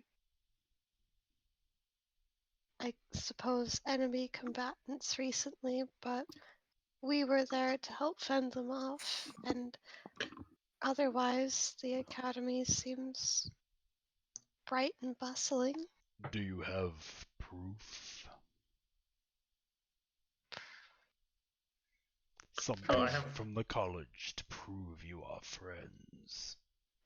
I have a book, and I'm gonna produce the Battle Mage Maneuvers book and like slide it over to Ilya. His tail, which has these kind of three-pronged talons, kind of weird. sweeps over towards you and Oh my god, he has a grabby hand tail. holds itself out for the book. I gently place it. It's like this big in his palm, like Oh my god.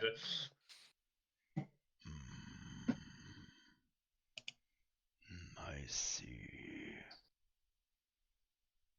Very well. And it comes back over and drops the book off in your hands again. You are friends of the college, then. Very good. So, once you get back to the college and you greet your friends, what is your long-term goal? What are you here for? Well, we are what some would call the Siegebreakers. Siegebreakers. Ha! There is a name. What sieges have you broken? Just the Well, one, really. Again, I'm fairly new. A question for the group, then. I don't remember, out of character, what was the city called again? It was like a port town. Allegheny, but he's actually looking at you, Wartok, because you said just the one, actually. Yeah, it was like an army. They were attacking Allegheny, and they were really gaining ground. And then had a magic hammer. We had a magic hammer, and it kind of glowed, and then siege just kind of broke. It was one of his feet just like slams into the ground, maybe 20 feet from you, Wartok, and his face comes like right up to you and says, "Magic." He's got the hammer. Oh, good. Thanks, buddy. Thank you. Jeff, his tail kind of sweeps up behind you and pulls you close, so that like basically his eyes are like here and here. Wartok is here and you are here. Like you're both like right in front of him. It's taking everything I have to not pee myself right now. Show me. Can I move my hands? He's not like. Yeah, he's not restraining you or anything. Okay. Literally, it was just like he pushed you from the back and like pulled you in. Oh, I thought he had him by the scruff of his neck like a cat. No. Just holding him up like, show it to me. Your mouth done. I kind of like that, but no. I'll draw Atarax, I guess, and just hold it in my hand where he can see it.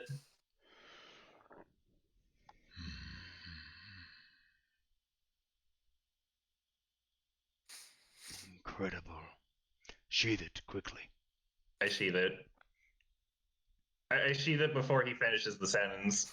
What do you know about that weapon and those that are its kin?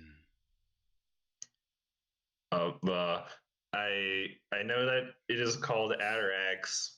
It is one of the old weapons used by the heroic Decad before the Scouring, right? Yes.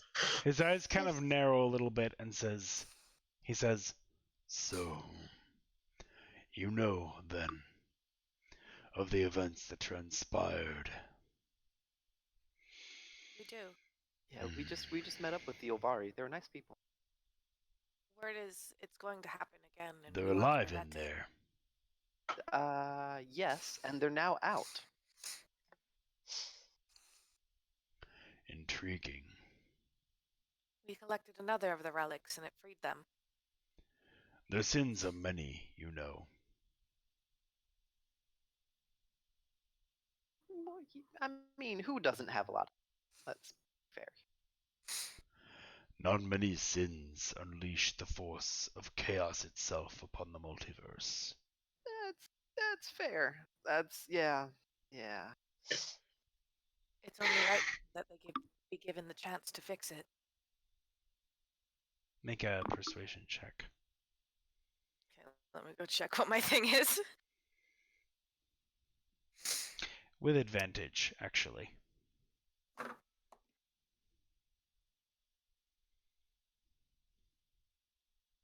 $27?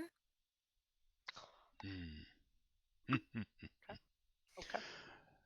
Wise beyond your years, young one. Right you are. The Ulvari were destroyed by their own folly. Those that remain, indeed, it seems right that they should be given a chance to correct themselves, to try again.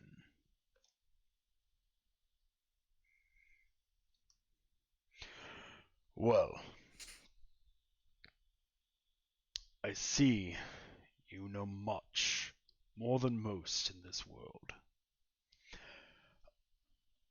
I am indeed sympathetic to your cause, then.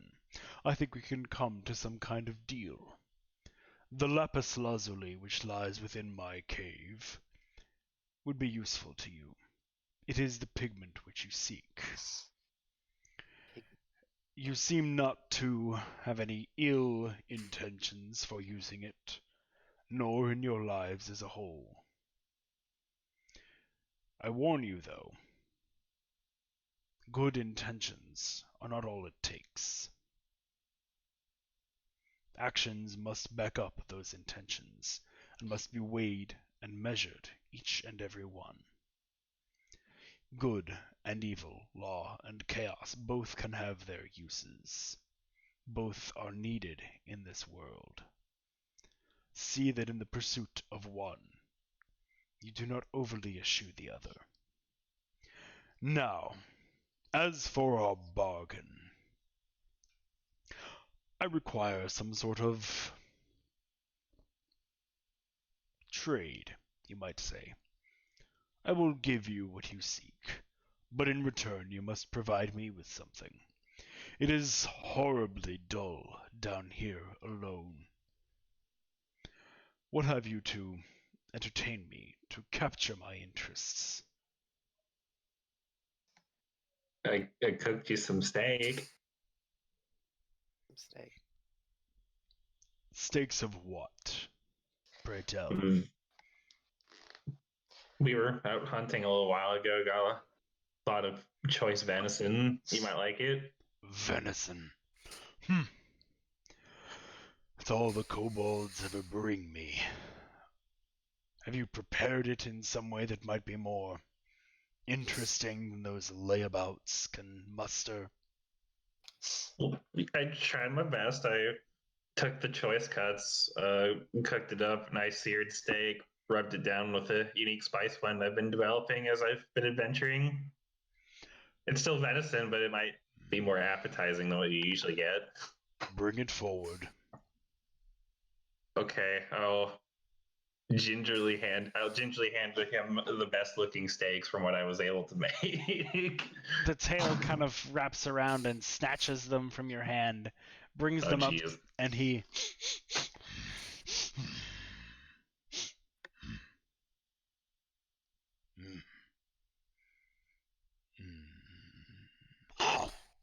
he just takes like the whole thing in a single like munch and just tears through it. See him chewing for a few seconds before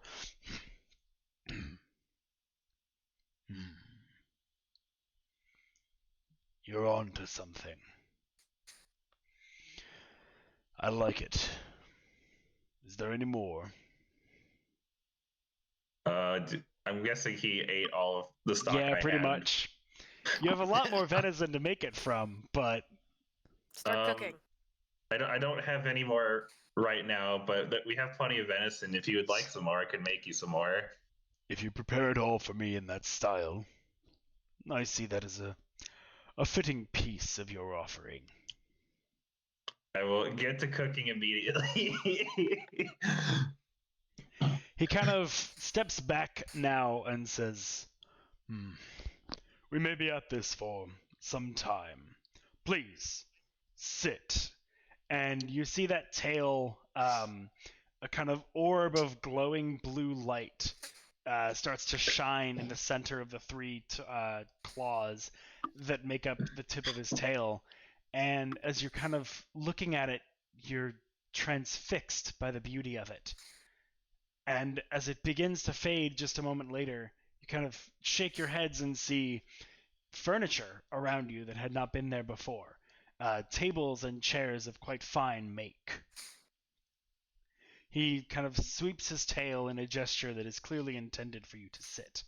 And he backs up a few steps himself and with one enormous arm kind of sweeps forward this massive trove of treasure, more gold than any of you have seen in your lives. And as you look where he got it from, it is but a small part of what he sits upon. But he kind of nuzzles up to it and kind of puts his head down. Gets comfy.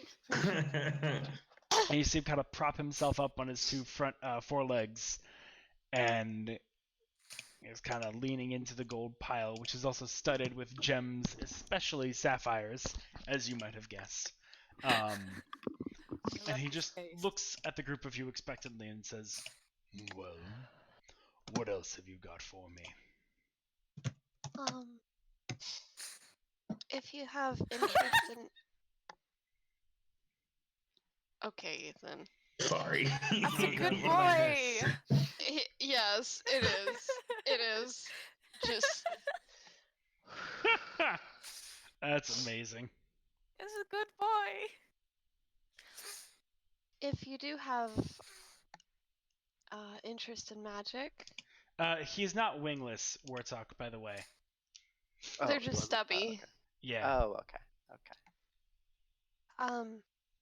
there is a spell that only I have developed, and I could teach it to you if you would like.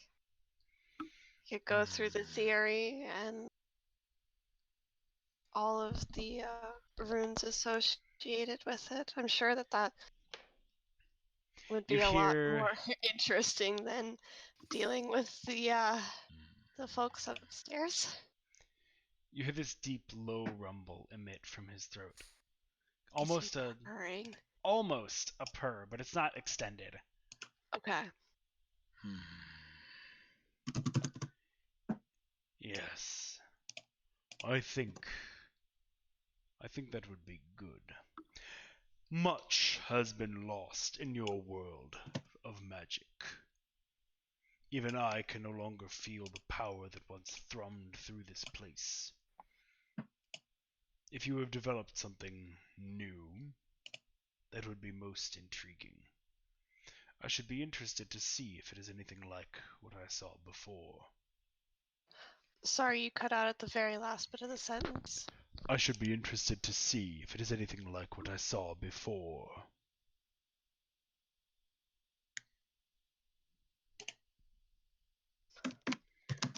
I guess. guess I'm gonna run through the motions of Starburst then. Okay. For You take a little while. He catches on fast, but it just takes, it's a spell. It's not an easy thing. So it takes a little while to go through. But he is one of the quickest studies you've ever encountered. Even like some of the most genius wizards you've known they're not as just innately magically talented as this dragon, as dragons tend to be. I mean, this took me like a week. Right. But even so, like explaining it in an hour, it would be a difficult prospect for most learners of magic. But he grasps it extremely quickly. And by the time you all are finished, he's kind of casting it himself, evoking this energy with that three-pronged tail of his. And it is a very, very good copy of what you've done. Meanwhile, Ilya's over here like, Jumbo Excellent. Starburst. holy Starburst. And he kind of Mystery flavor. He looks you up and down and says, "Very interesting. Most spells I've encountered before have never even considered taking such disparate types of magical energy and marrying them into a single spell. That is inspired. I'm truly impressed, especially for one in a world as cut off as yours."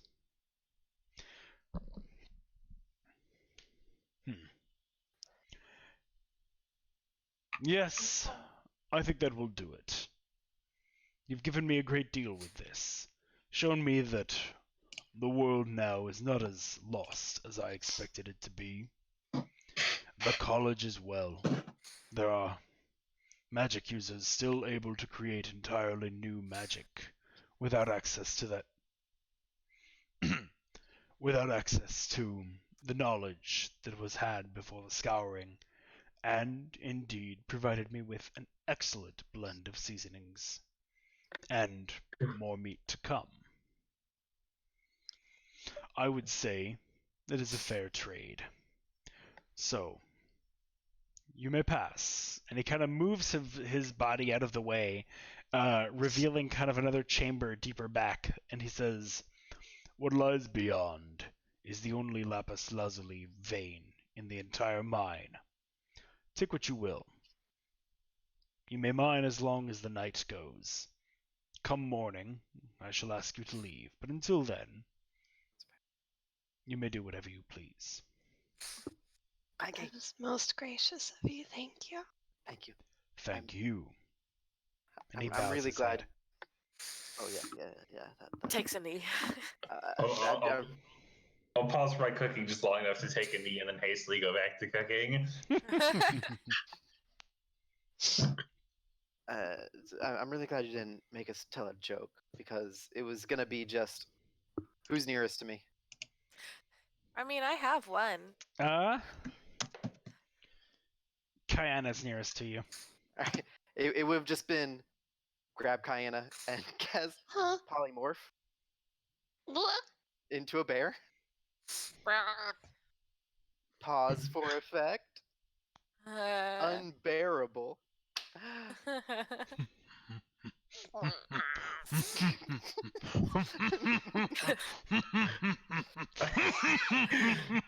Oh god. And this dragon just like rears up on its hind legs, and you watch as he begins to tumble backwards, and he literally falls over just with this uproarious, like, earth-shaking laughter, and then shortly thereafter an earth-shaking fall. Oh, no. And a few chunks of loose rock fall from the ceiling. I hide with the bear. Holds up shield. I The mine protect seems the to hold. warcock. It seems to hold. Okay. And a minute passes, and you finally let your breath out, and you're like, whew, okay. And the dragon is just finally regaining his composure, and he kind of rolls back over, and he says, you know what? Just for that.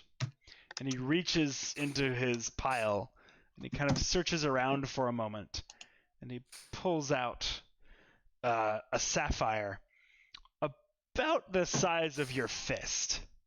Oh, that's a big boy. Okay. Damn. And he presents it to you, Wartok. Oh. It is worth Money. 5,000 gold? Holy shit. Shit. It's The sapphire's enormous. probably worth more than Jeff's parents' house. Like, just their entire farm. Easily. Well, now, I want to tell the joke. Oh, sorry. Thank you. You're up, Ilya. Oh shit! Really? I could start doing a little bear dance.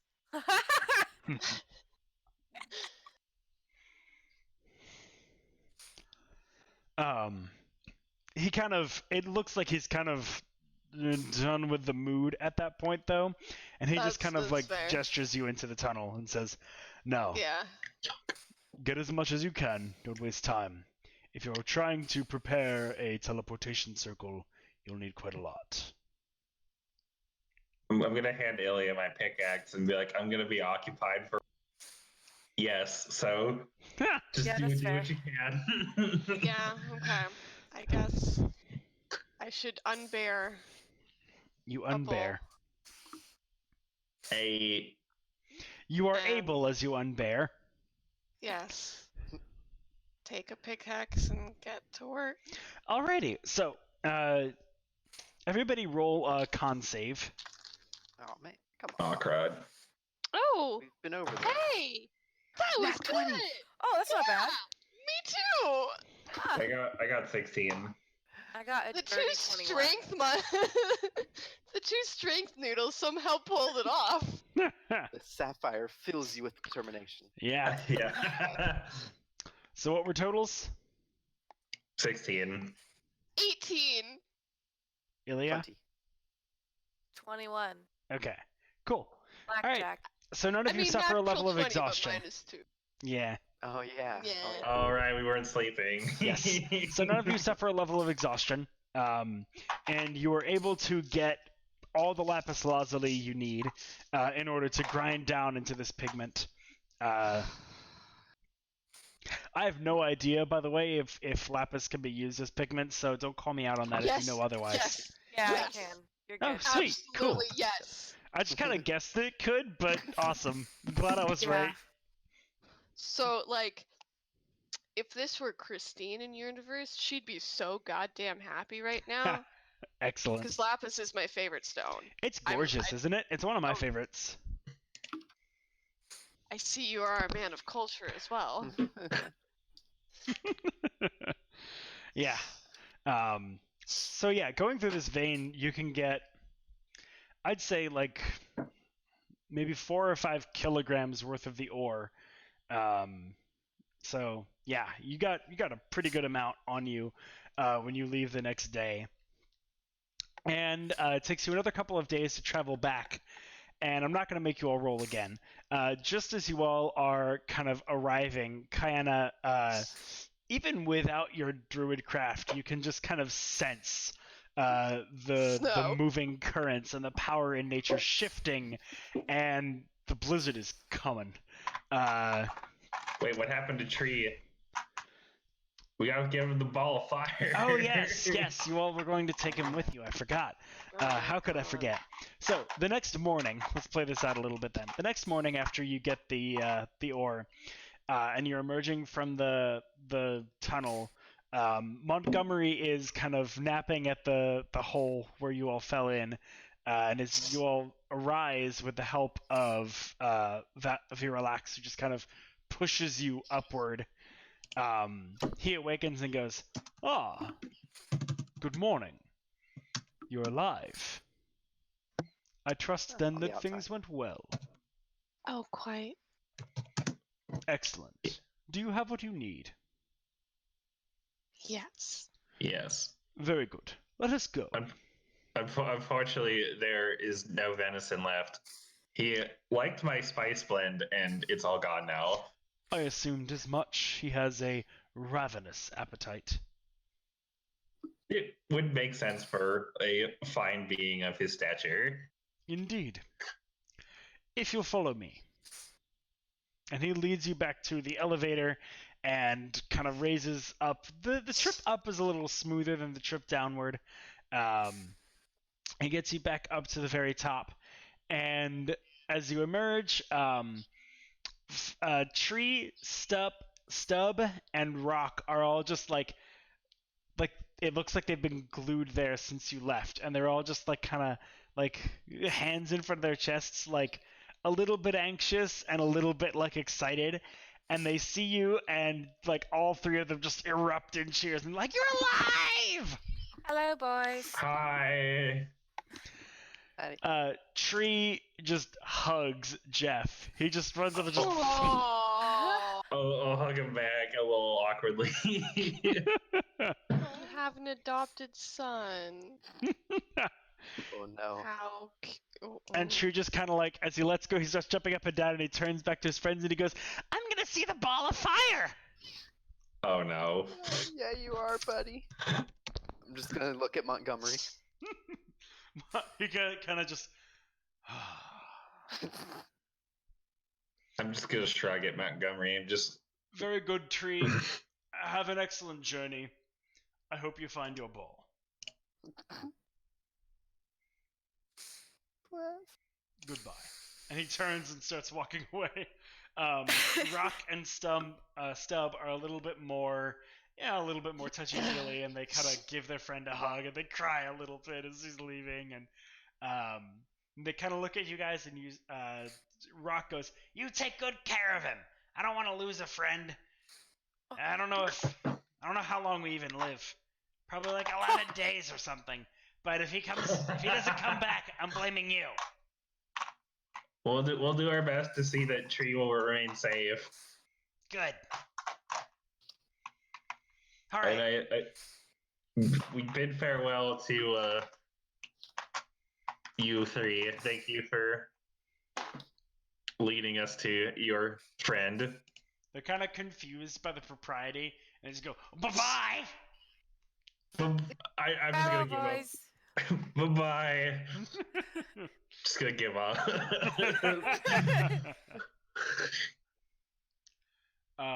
You swear, just very faintly in your heads as you leave, that you hear, good luck. And then you traipse back to the Secretarium for the next 2 days, with your newfound kobold friend in tow. God. What do we do with this lad? Surprisingly adept at hunting for himself. So he's not a burden on you at all as you travel. In fact, some days he gets food for the rest of you too. He's such a good boy. He's a good boy. He's a good boy. I guess some days, one of the days, he gets food for the rest of you as well. You arrive back at the Secretarium with this kobold in tow, and Travian kind of comes out to greet you as the snow is beginning to pick up, and he's just kind of like ushering towards you to hurry. We hurry. And a few Pick up the boy. He's got short legs. A few of the Ulvari, as the snow begins like really driving, come out, and they just kind of perform this massive spell as a group, and it's almost like the snow forms outward into this wall that protects you from the driving wind and the snow that is currently falling for the last like 100 yards or so of your charge. As you get close to the gates, you could see the exertion on the Ulvari's faces, and Travian is just kind of like, hurry, hurry! And as you get like right up, he could see now Tree, and he's like, what is... We can explain. Let's Never mind, there's no time. Come on. And you all just rush inside just as the spell completes its duration and the snow just crashes back down. And now you can see it's just a full-blown blizzard. The storm is just whiteout conditions. The doors to the Secretarium are shut behind you, and Travian kind of, oh, we were worried you wouldn't make it. I'm glad you arrived safely. And who's your friend? This is Tree. Hi, I'm Tree. Hello, Tree. My name is Travian. Right. Ha! Your name kind of sounds like mine. I suppose so. Yes, it does. Can I get you anything to do, Tree, to keep you busy? Is there anything you need? And He wants to know about the ball of fire. The ball of fire. Does Travian speak Elvish? Yeah, he does. I'm going to tell him in Elvish he wants to see the sun. He wants to hold the sun. Not very bright, is he? No. No. I'll do what I can. He has a good heart, but he is not smart. I see. 8. He looks, and you hear him say in draconic, "Well, little Tree, I hear you want to know about the big ball of fire in the sky. You want to hold it, to make it your own. Is that right?" Yeah, that's right. Well, I think we have something that will do just fine. But can happen today. The ball of fire is gone in the sky until the snow clears. You'll have to stay with us for a little while if you want to see the ball of fire again. Is that okay? But I will get to see the ball of fire, right? Yes. Then yeah, I'll stay. Very good. We'll get a room set up for you. He looks to the rest of you and kind of just smiles and I'm just gonna whisper thank you in Elvish. He gives you a sly nod. Well, we should get to work on that circle then. Yes, we should have plenty of materials, gesturing to the lots of lapis that we should now have. He kind of takes the bundle from you. While we're repairing this, is it possible that I could get some research notes for how to prepare something like this? I don't think I'm at the level where I could attempt something like this, but maybe I could pass it on to someone who could. Well, the best way to learn is by doing, I always say. I think it would be instructive for you to help us repair it. Oh, Take yes, notes of course. if you want while you're doing so, but that will be the best way for you to learn. Okay. Out of character, I want to help Pentrim not get his other arm blown off. Yep. Yeah, we gotta spread this. We gotta get the cliff notes to people. Yeah, absolutely. Get a whole ass network. The internet. Excellent. Yes. So, over the next couple of days, you work to kind of refine the ore into usable pigment, and then redraw the teleportation circle within this chamber, kind of fusing the rock back together, drawing over it, and fixing the bits and pieces that are broken and are no longer channeling magic. It is difficult work, and it takes quite a bit of time. And it takes not only the 4 of you, but also, I think, another 4 Ulvari, and also all of you with magical talent channeling your energy into this stone as it is being worked. But Tree cheering us on. Yes. Well, Tree is learning all he can. Tree is doing his own thing about the magical ball of fire. What a good boy. In the sky, and he's very excited about it. You see him every night for dinner, and he's just raving on and on about like everything that he's learning about the ball of fire, and that how sometimes it's out like more often, and that it makes things get hotter when it's out, and so that's why like when it's out more there isn't as much snow on the ground, and like he's telling you all of this stuff that is just basic fucking knowledge, but he is brand new to it. He is just over the moon about it. Or over the sun about it. Yeah. So those couple of days pass by, and Kayana, since actually, who all is trying to pay attention to help others learn the spell? There's no way I'd get it. Fair. Okay. Just so hanging out with Kayana, Tree. Ilya, and Yeah, I'm keeping Tree occupied so he doesn't bother everyone. Kayana, His Ilya, little and Wartok brother. are assisting with the spell, and I'd like each of you to make spell crafting checks. Ooh. Okay. Fuck yes. What am I gonna 20? roll for that? So you roll your d20. If you are proficient in Arcana, you add that proficiency. I see. And let's see here. That's 28 total. Because I ain't never done this before. Otherwise, you add just your straight intelligence bonus. Straight what? Intelligence bonus. Ah, shit. Okay. So it's basically an Arcana check. Yeah.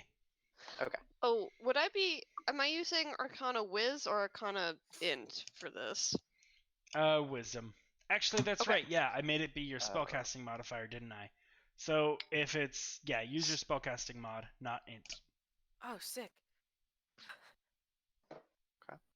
Oh, okay. Yeah, so that's a nat 20 into 28 total.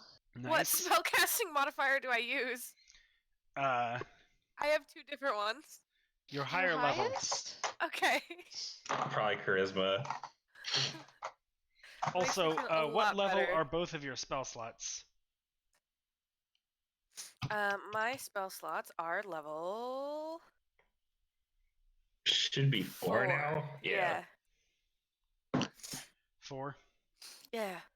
Okay, then you do not add any bonus on top of that. No, Okay. she dumb. So 28 for for Kayana. What did you get, Ilya? 17. And Wartok? 24. Nice. Okay. So, Okay. with your collective work on it, you managed to take very detailed notes on the construction of the circle and how the runes relate to the specific location. It's almost like the runes on the circle encode the location itself. It's not quite like longitude, latitude coordinates, but it is a description of the surroundings, of the materials, of the makeup of the world in that space. So it is a very long, complex string of runic symbols that make up the circle, but you kind of get a decent sense from it of like how to calibrate it, and you think that given enough time, you probably could reproduce this, although right now only in the accidents of the spell and not the essence of it. You could get the circle itself down and made, and you could imbue it with, the correct pigmentation and some magical energy, but not enough to make it fully functional. But yes, you feel like you've learned enough insight on the spell to help Pentrum kind of work through this spell, and then from there use that as kind of a stepping stone to work out the flaw in teleportation. Okay. Also, we're going to take a brief break because your DM needs to use the restroom. Sure. Bio.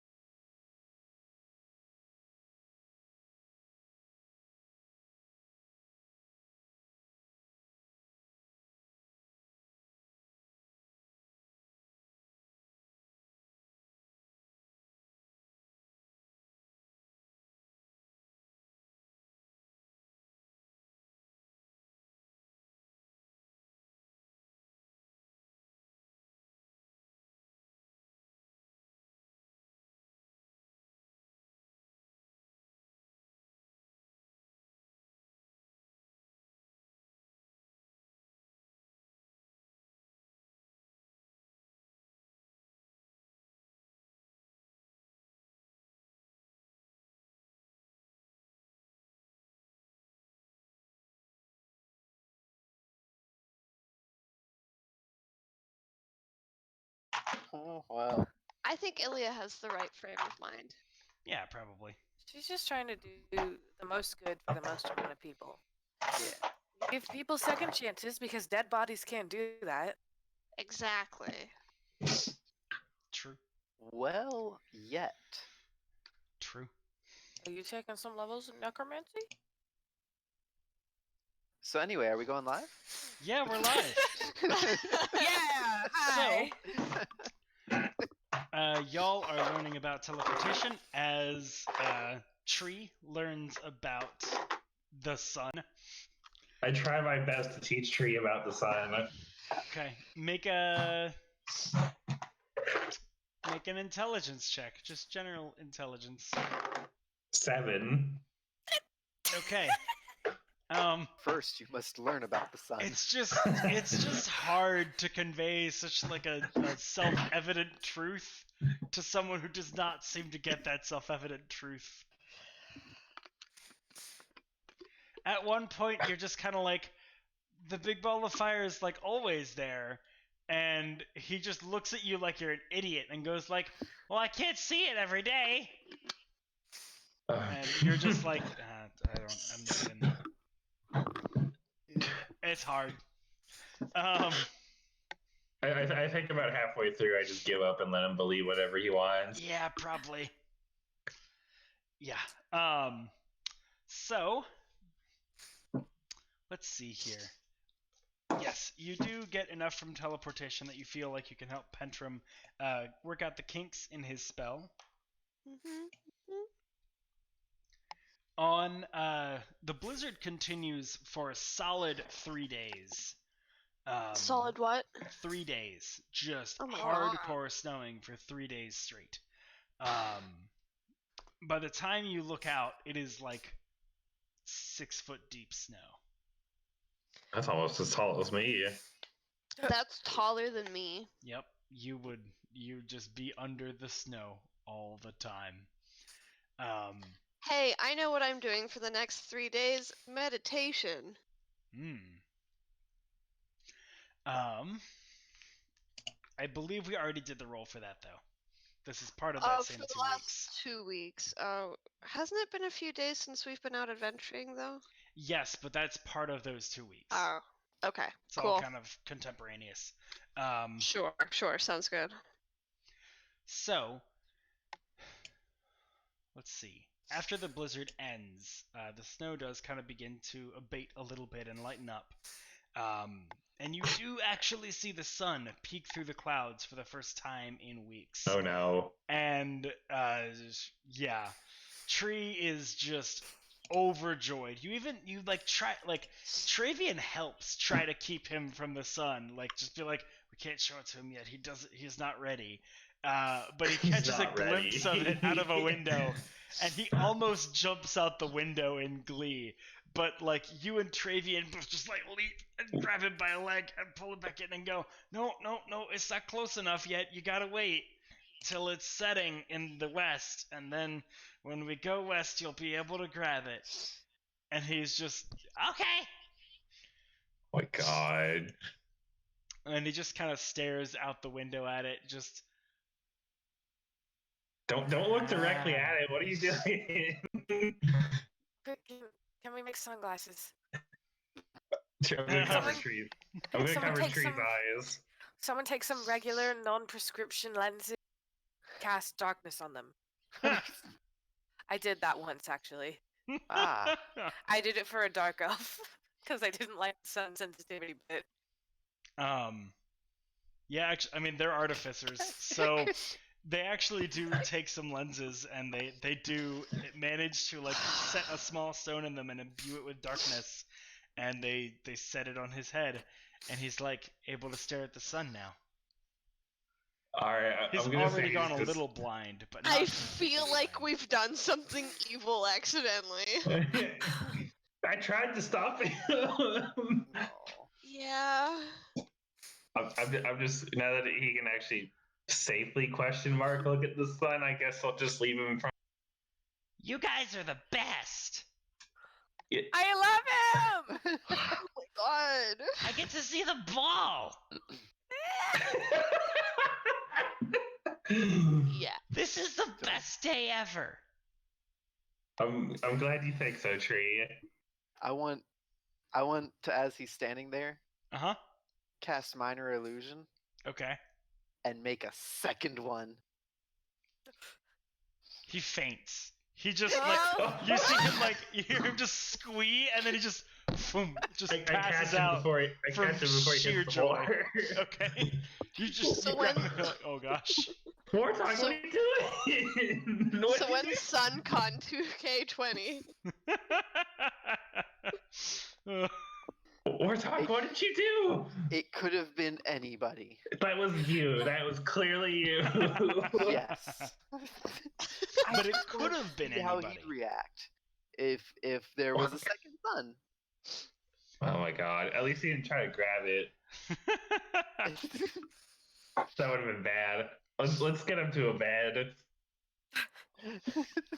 So you cart Tree up to his room and kind of lay him in bed, and Travian does him a little bit of a favor, and he waves a hand, and you see the kind of the plates in the wall move out of the way and form a window. And Travian says, I'll be right back. And he leaves for a few minutes as Tree is kind of regaining consciousness. He comes back with a pane of glass that he sets in and kind of manipulates the plates in the wall around it to form like a window frame. Says, there. Now he can't jump out, but he can see the sun. And it's even a westward-facing window. Bless you, thank you. I'm gonna make sure the glasses are on his head before we leave so he doesn't burn his eyes out. He tints the window. He's like, there. Just be safe. Sick. That's really cool, actually. Tinted glass. Next we'll get lowriders. When do we get heated seats? Right after we get enormous shiny rims. Yes, good. So yeah, the next few days go by. You know, you can't really get out. There's not much to do, so you continue doing what you've been doing before, training and studying. Tree is just fascinated every time the sun peeks through the clouds, and he just spends most of the day either in the library learning about the sun or looking out his window. Can he read? Huh? Can he read? With help. Okay. Now I'm just imagining him bugging the librarians to read him sun facts. Those Pretty poor much. guys. It's just constant sun trivia. Eventually, Travian actually takes him up to the observatory in the very top floor of the Secretarium, and with considerable safety measures, kind of like helps him track the sun's path across the sky, and even kind of shows him like where it sets in the west, and lets him kind of watch it sink behind the mountains in the far distance. The Scaran Mountains, yeah. That would be where it'd be. And yeah, I mean, Tree just loves it. At the end of the second to last day, before you all were going to use the Teleportation Circle to get out, the snow has melted a little bit at this point. It's maybe only like 4 feet tall, but it's also packed down enough that folks can kind of walk on the top of it. It's kind of got a thick layer of ice over top that people can, it'll hold most folks' weight, including the Ulvari. So people are making a few ranges out into the wild, bringing back food and other, just curiosities, because the Ulvari are just kind of interested in the ecology of the area now and if anything has changed. And so they're bringing back, like, plant samples and all sorts of things to study. One of them, on the penultimate day, comes back in a hurry, rushes back into the door, slams it behind him, and you're up a few floors, but you can hear the commotion even so. It sounds like most of the Ulvari have gathered in the entryway. You head down and go and see what the commotion is about. The Ulvari who left is one of the younger women. and she's kind of.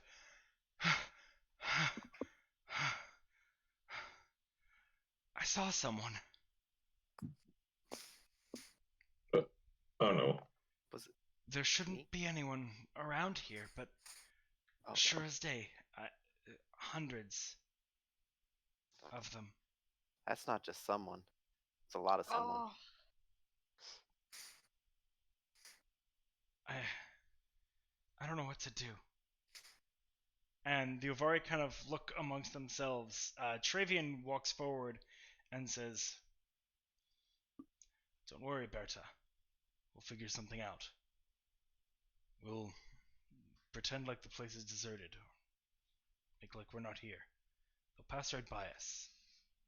Who would even... I mean, it's a ruin in the middle of a frozen wasteland. Who would come here?" And she kind of seems a little bit placated by that, but she's still definitely on edge. And some of the Ulvari are beginning to talk amongst themselves, wondering, can they really pull that off? What if they do come, even despite those efforts? Like, can they fight off hundreds? Seems unlikely. What did they? Can you describe what they looked like? Were they armed? Ilya, your video is crazy. Looks good to me. BT dubs. Looks good to me. Damn. It's Whoa, you! yeah, I just looked at the stream. Ass messed up.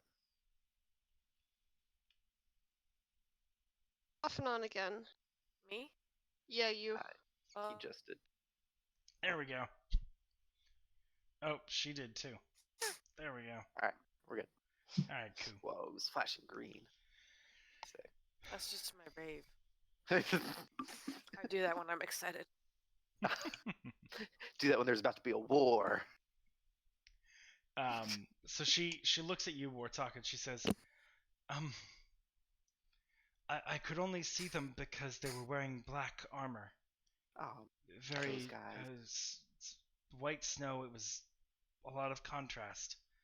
I didn't see much else. I might even be wrong about their number. It was hard to tell. They were far away, but not more than a day.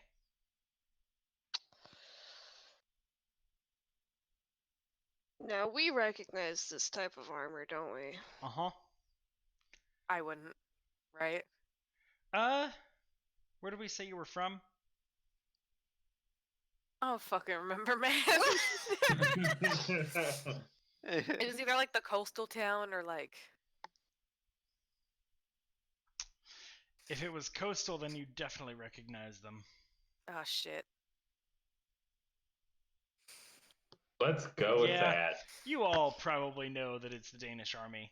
Even if you didn't live there, Ilya, at this point, like, the war has brought enough news. It's like, yeah, the ebon armor of the Danes is very, very notable. Well, shit, we're fucked, guys. You know what they say, black don't crack. Come on. Come on. I don't even know how to respond to that. I have a response, but it's not like it's Come an on. ancient old reason.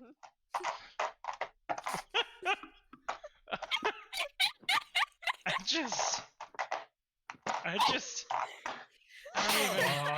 even... On. Yeah!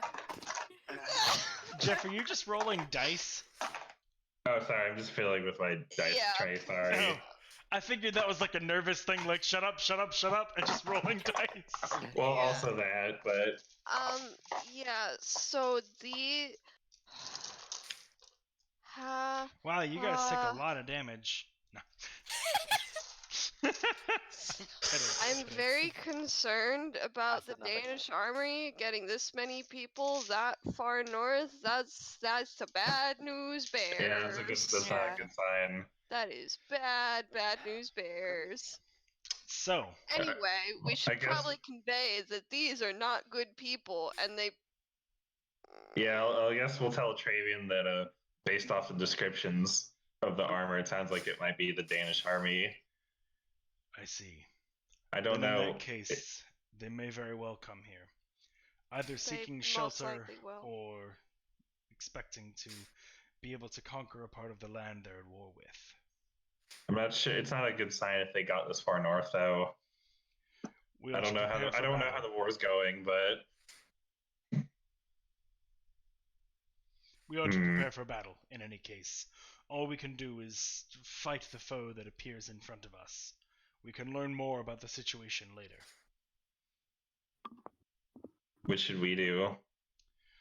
Help with the fortifications. You've learned enough about the Secretarium's inner workings at this point, and its layout. You should be able to at least lend a hand with those who are building up the walls and moving certain energy sources towards defensive purposes. Okay. Stick with me. How about that? I'll tell you exactly what you can do. All right, cool. All right, Travian and the older Ulvari are the two kind of heading up the preparations for battle, and over the next, it is approximately 16 hours before the detachment arrives, and in that time you are able to get, because the Secretarium is this crazy modular steampunk building, you're able to get a pretty decent amount, done as far as fortifying the outside goes. There are these great buttresses that erupt from the ground and kind of hold up the outer walls of the Secretarium, kind of like a classic cathedral style. Between them are put up these like external walls that kind of spread the distance between them using metal from other parts of the building, leaving some rooms even completely bare, as that resource is just diverted to another part of the complex entirely. And over that time, the Ulvari begin to outfit themselves with their weaponry and with these kind of their gear is very interesting. Typically, an Ulvari soldier will carry a glaive and an arcane focus. The glaives are this just gleaming gold head, and you would typically think the gold would just be far, far too soft for the ability to use as a weapon. But as you see them training and doing quick strike drills, what you notice is that the gold is used as a channel for arcane energy, and that the weapon itself kind of becomes shielded with this blade of magic. That is basically, the gold is a conduit, not the blade itself. And so they have these like magical glaives that they use, and the arcane focus also helps them channel for their war magic, which tends to be similar to what you've seen before, as far as just like abjuration producing elemental effects that deal damage. But you also see that they have a strong command over illusion magic and healing as well. Each and every soldier is trained to be able to close most wounds magically. Wait. Yeah. They have access to illusion magic? Yep. What if we just made it look like we're not here? That is what they suggested, but they're... No. I mean, like, Then completely cloaking the... Well, the entire... But make it look like the building isn't here. It's big enough that they've likely seen it by now. Ah. I see. So do they. Shut up! It's a good idea, and if we had some more tree cover and less of an assurance that we would be seen, we would do so.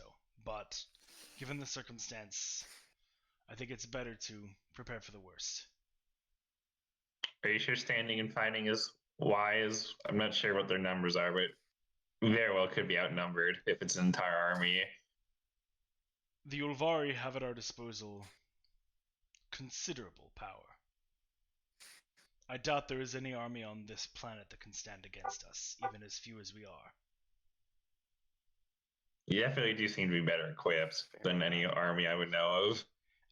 Their armor is amazing, in that it's not there, but it's also always there. Wow! So, They are they pretty much go shirtless for the most part.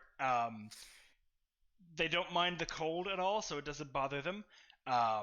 It's arcane plate mail. And they're basically all kind of barbarians in a sense, but they also took levels in wizard.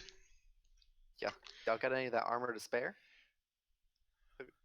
We could attempt to outfit you with some. I don't know how your body would take it.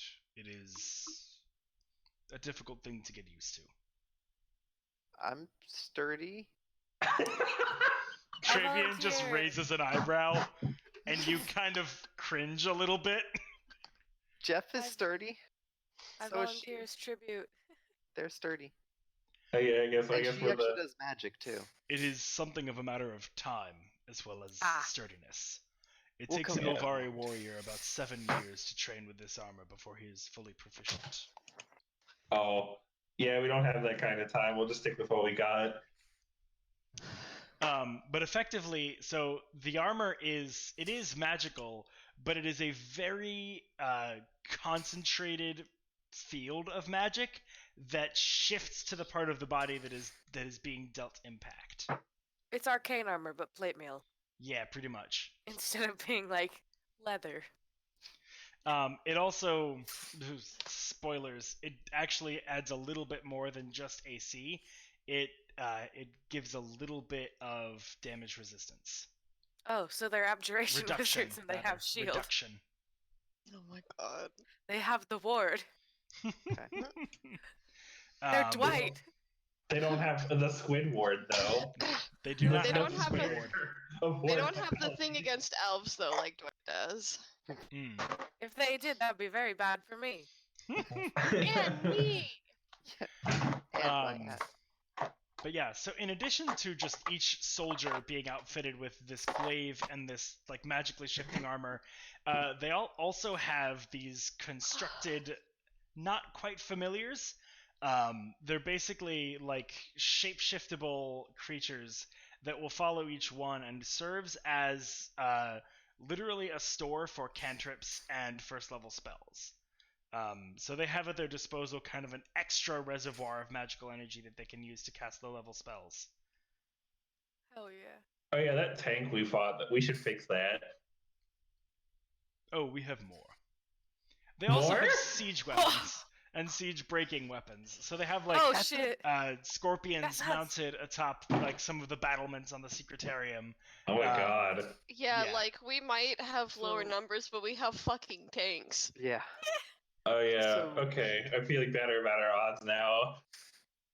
So since y'all are sort of like, an unstoppable army, and you have tanks and siege weapons and scorpion, what do you want us to do? Should we just like chill? Chill. Or something? You can learn. Stay with some of the folks on the siege weapons, and if anyone gets too close, you can be part of the strike force that goes out to, stop them. If anyone comes through the outer walls, we have folks that go through periodically to clear them, so that no one gets to the inner walls. In fact, that may be the best place for you, because that will be the combat you are more used to. Okay. That Very makes good. sense. So, at the end of this 16-hour period, about 8 of the 23 Ulvari are kind of atop one of the battlements, moving out to their battle positions, and one of them calls out numbers and location of the enemy. You all are kind of standing near the entrance to the Secretarium, but looking out of a bit of a makeshift vantage point. It's kind of been opened up, and you're just above the outer wall, so that you can kind of see down. You get kind of a narrow view. You can just barely see the horizon, none of the sky above it, and then down to the inner walls below. And in that crack, you see the enemy approaching, as the Ulvari atop calls out, "The numbers seem to be 80. Well equipped, well armored, well arranged, and well trained. and you look and you can see this formation of effectively like a spearhead of cavalry with a fanning out of infantry behind them. And at the very front are two clearly elite soldiers, just on the ornateness of their armor, and also the fact that they are riding motherfucking dragons. Oh no! How many? 2. Okay.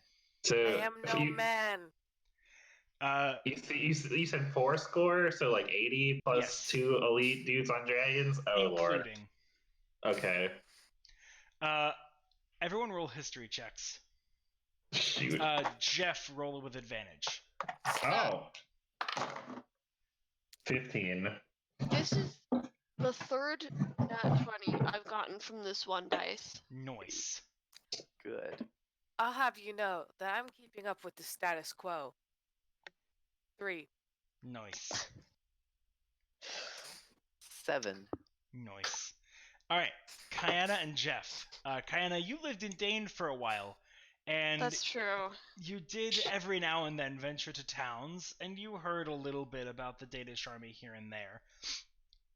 Jeff, your dad was in it, so like he told you stories. These are known as draconics. They are effectively elite soldiers that have already decorated themselves in battles, and then are called upon for special training, wherein they learn to work as one with a draconic mount and fight on the battlefield with them. They are rumored to be incredibly powerful and skilled units. The combination strikes fear into the hearts of foes that see them, as simply the existence of one on the battlefield is an ill omen.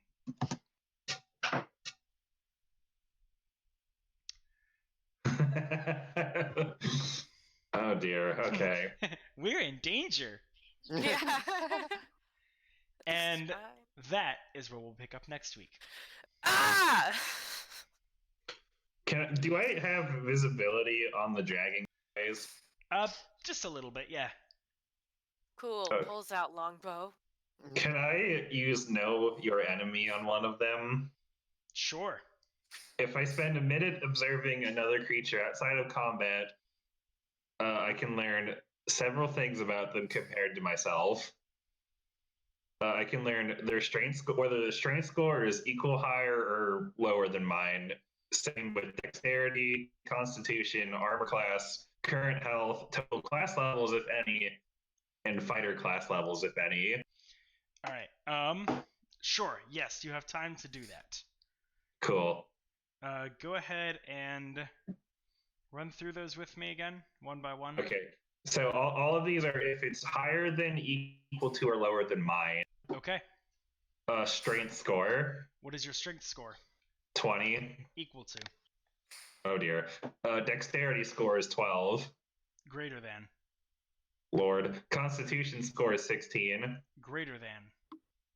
Armor class is 20. Less than. Well, that's good. Current hit points. Yours. My current HP is 76. Greater than. Okay, they're definitely nasty. Do they have any class levels? No. If not, it's okay. I took levels of dragon. Wyvern Lord. Okay, that's it. So these guys are tough cookies. That was helpful. Yeah, I was gonna save this, but it's on a very similar vein. Mm-hmm. If I pull out that book I got from that guy that we kind of got murdered. The Witcher. Yeah, has it got anything useful? Let's see. You already used the thing where I said it would just have your next enemy, right? Yeah. Let me take a look. Where are you? Planning, probably. Morwood. Distant Mountains.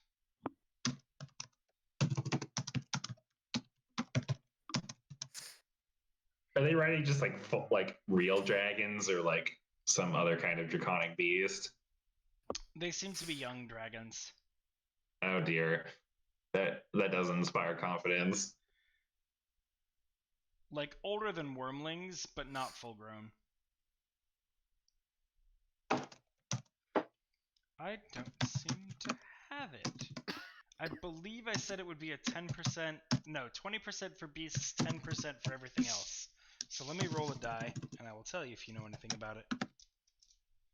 Fair. Nope. Nope. Alright. Books are hard, y'all. Well, it's more just that this book doesn't contain it. Yeah. Alrighty. So, you're facing down 80 Dains and 2 Dragon Knights, and you have 23 Ulvari at your side. And at least we have tanks. Do you think tanks are good against dragons? You've probably I got hope anti-air so. batteries. You too. know, Let's if be I honest. go we better have by my anti-air. Tom Clancy's End War RTS rules, then I think the tanks were weak against flying vehicles, Crap. but the AFVs were good against them. Yep. Yeah. So We need anti-air against those. It's okay. They're flying units. I can make a bow. Okay, yeah, we're good. This isn't Fire Emblem. It could be. They're still useful, but it's not Fire Emblem. Not with that attitude. Alrighty. Well, thank you everybody for joining us tonight. This has been another episode of BionDnD, and may all your rolls be lucky.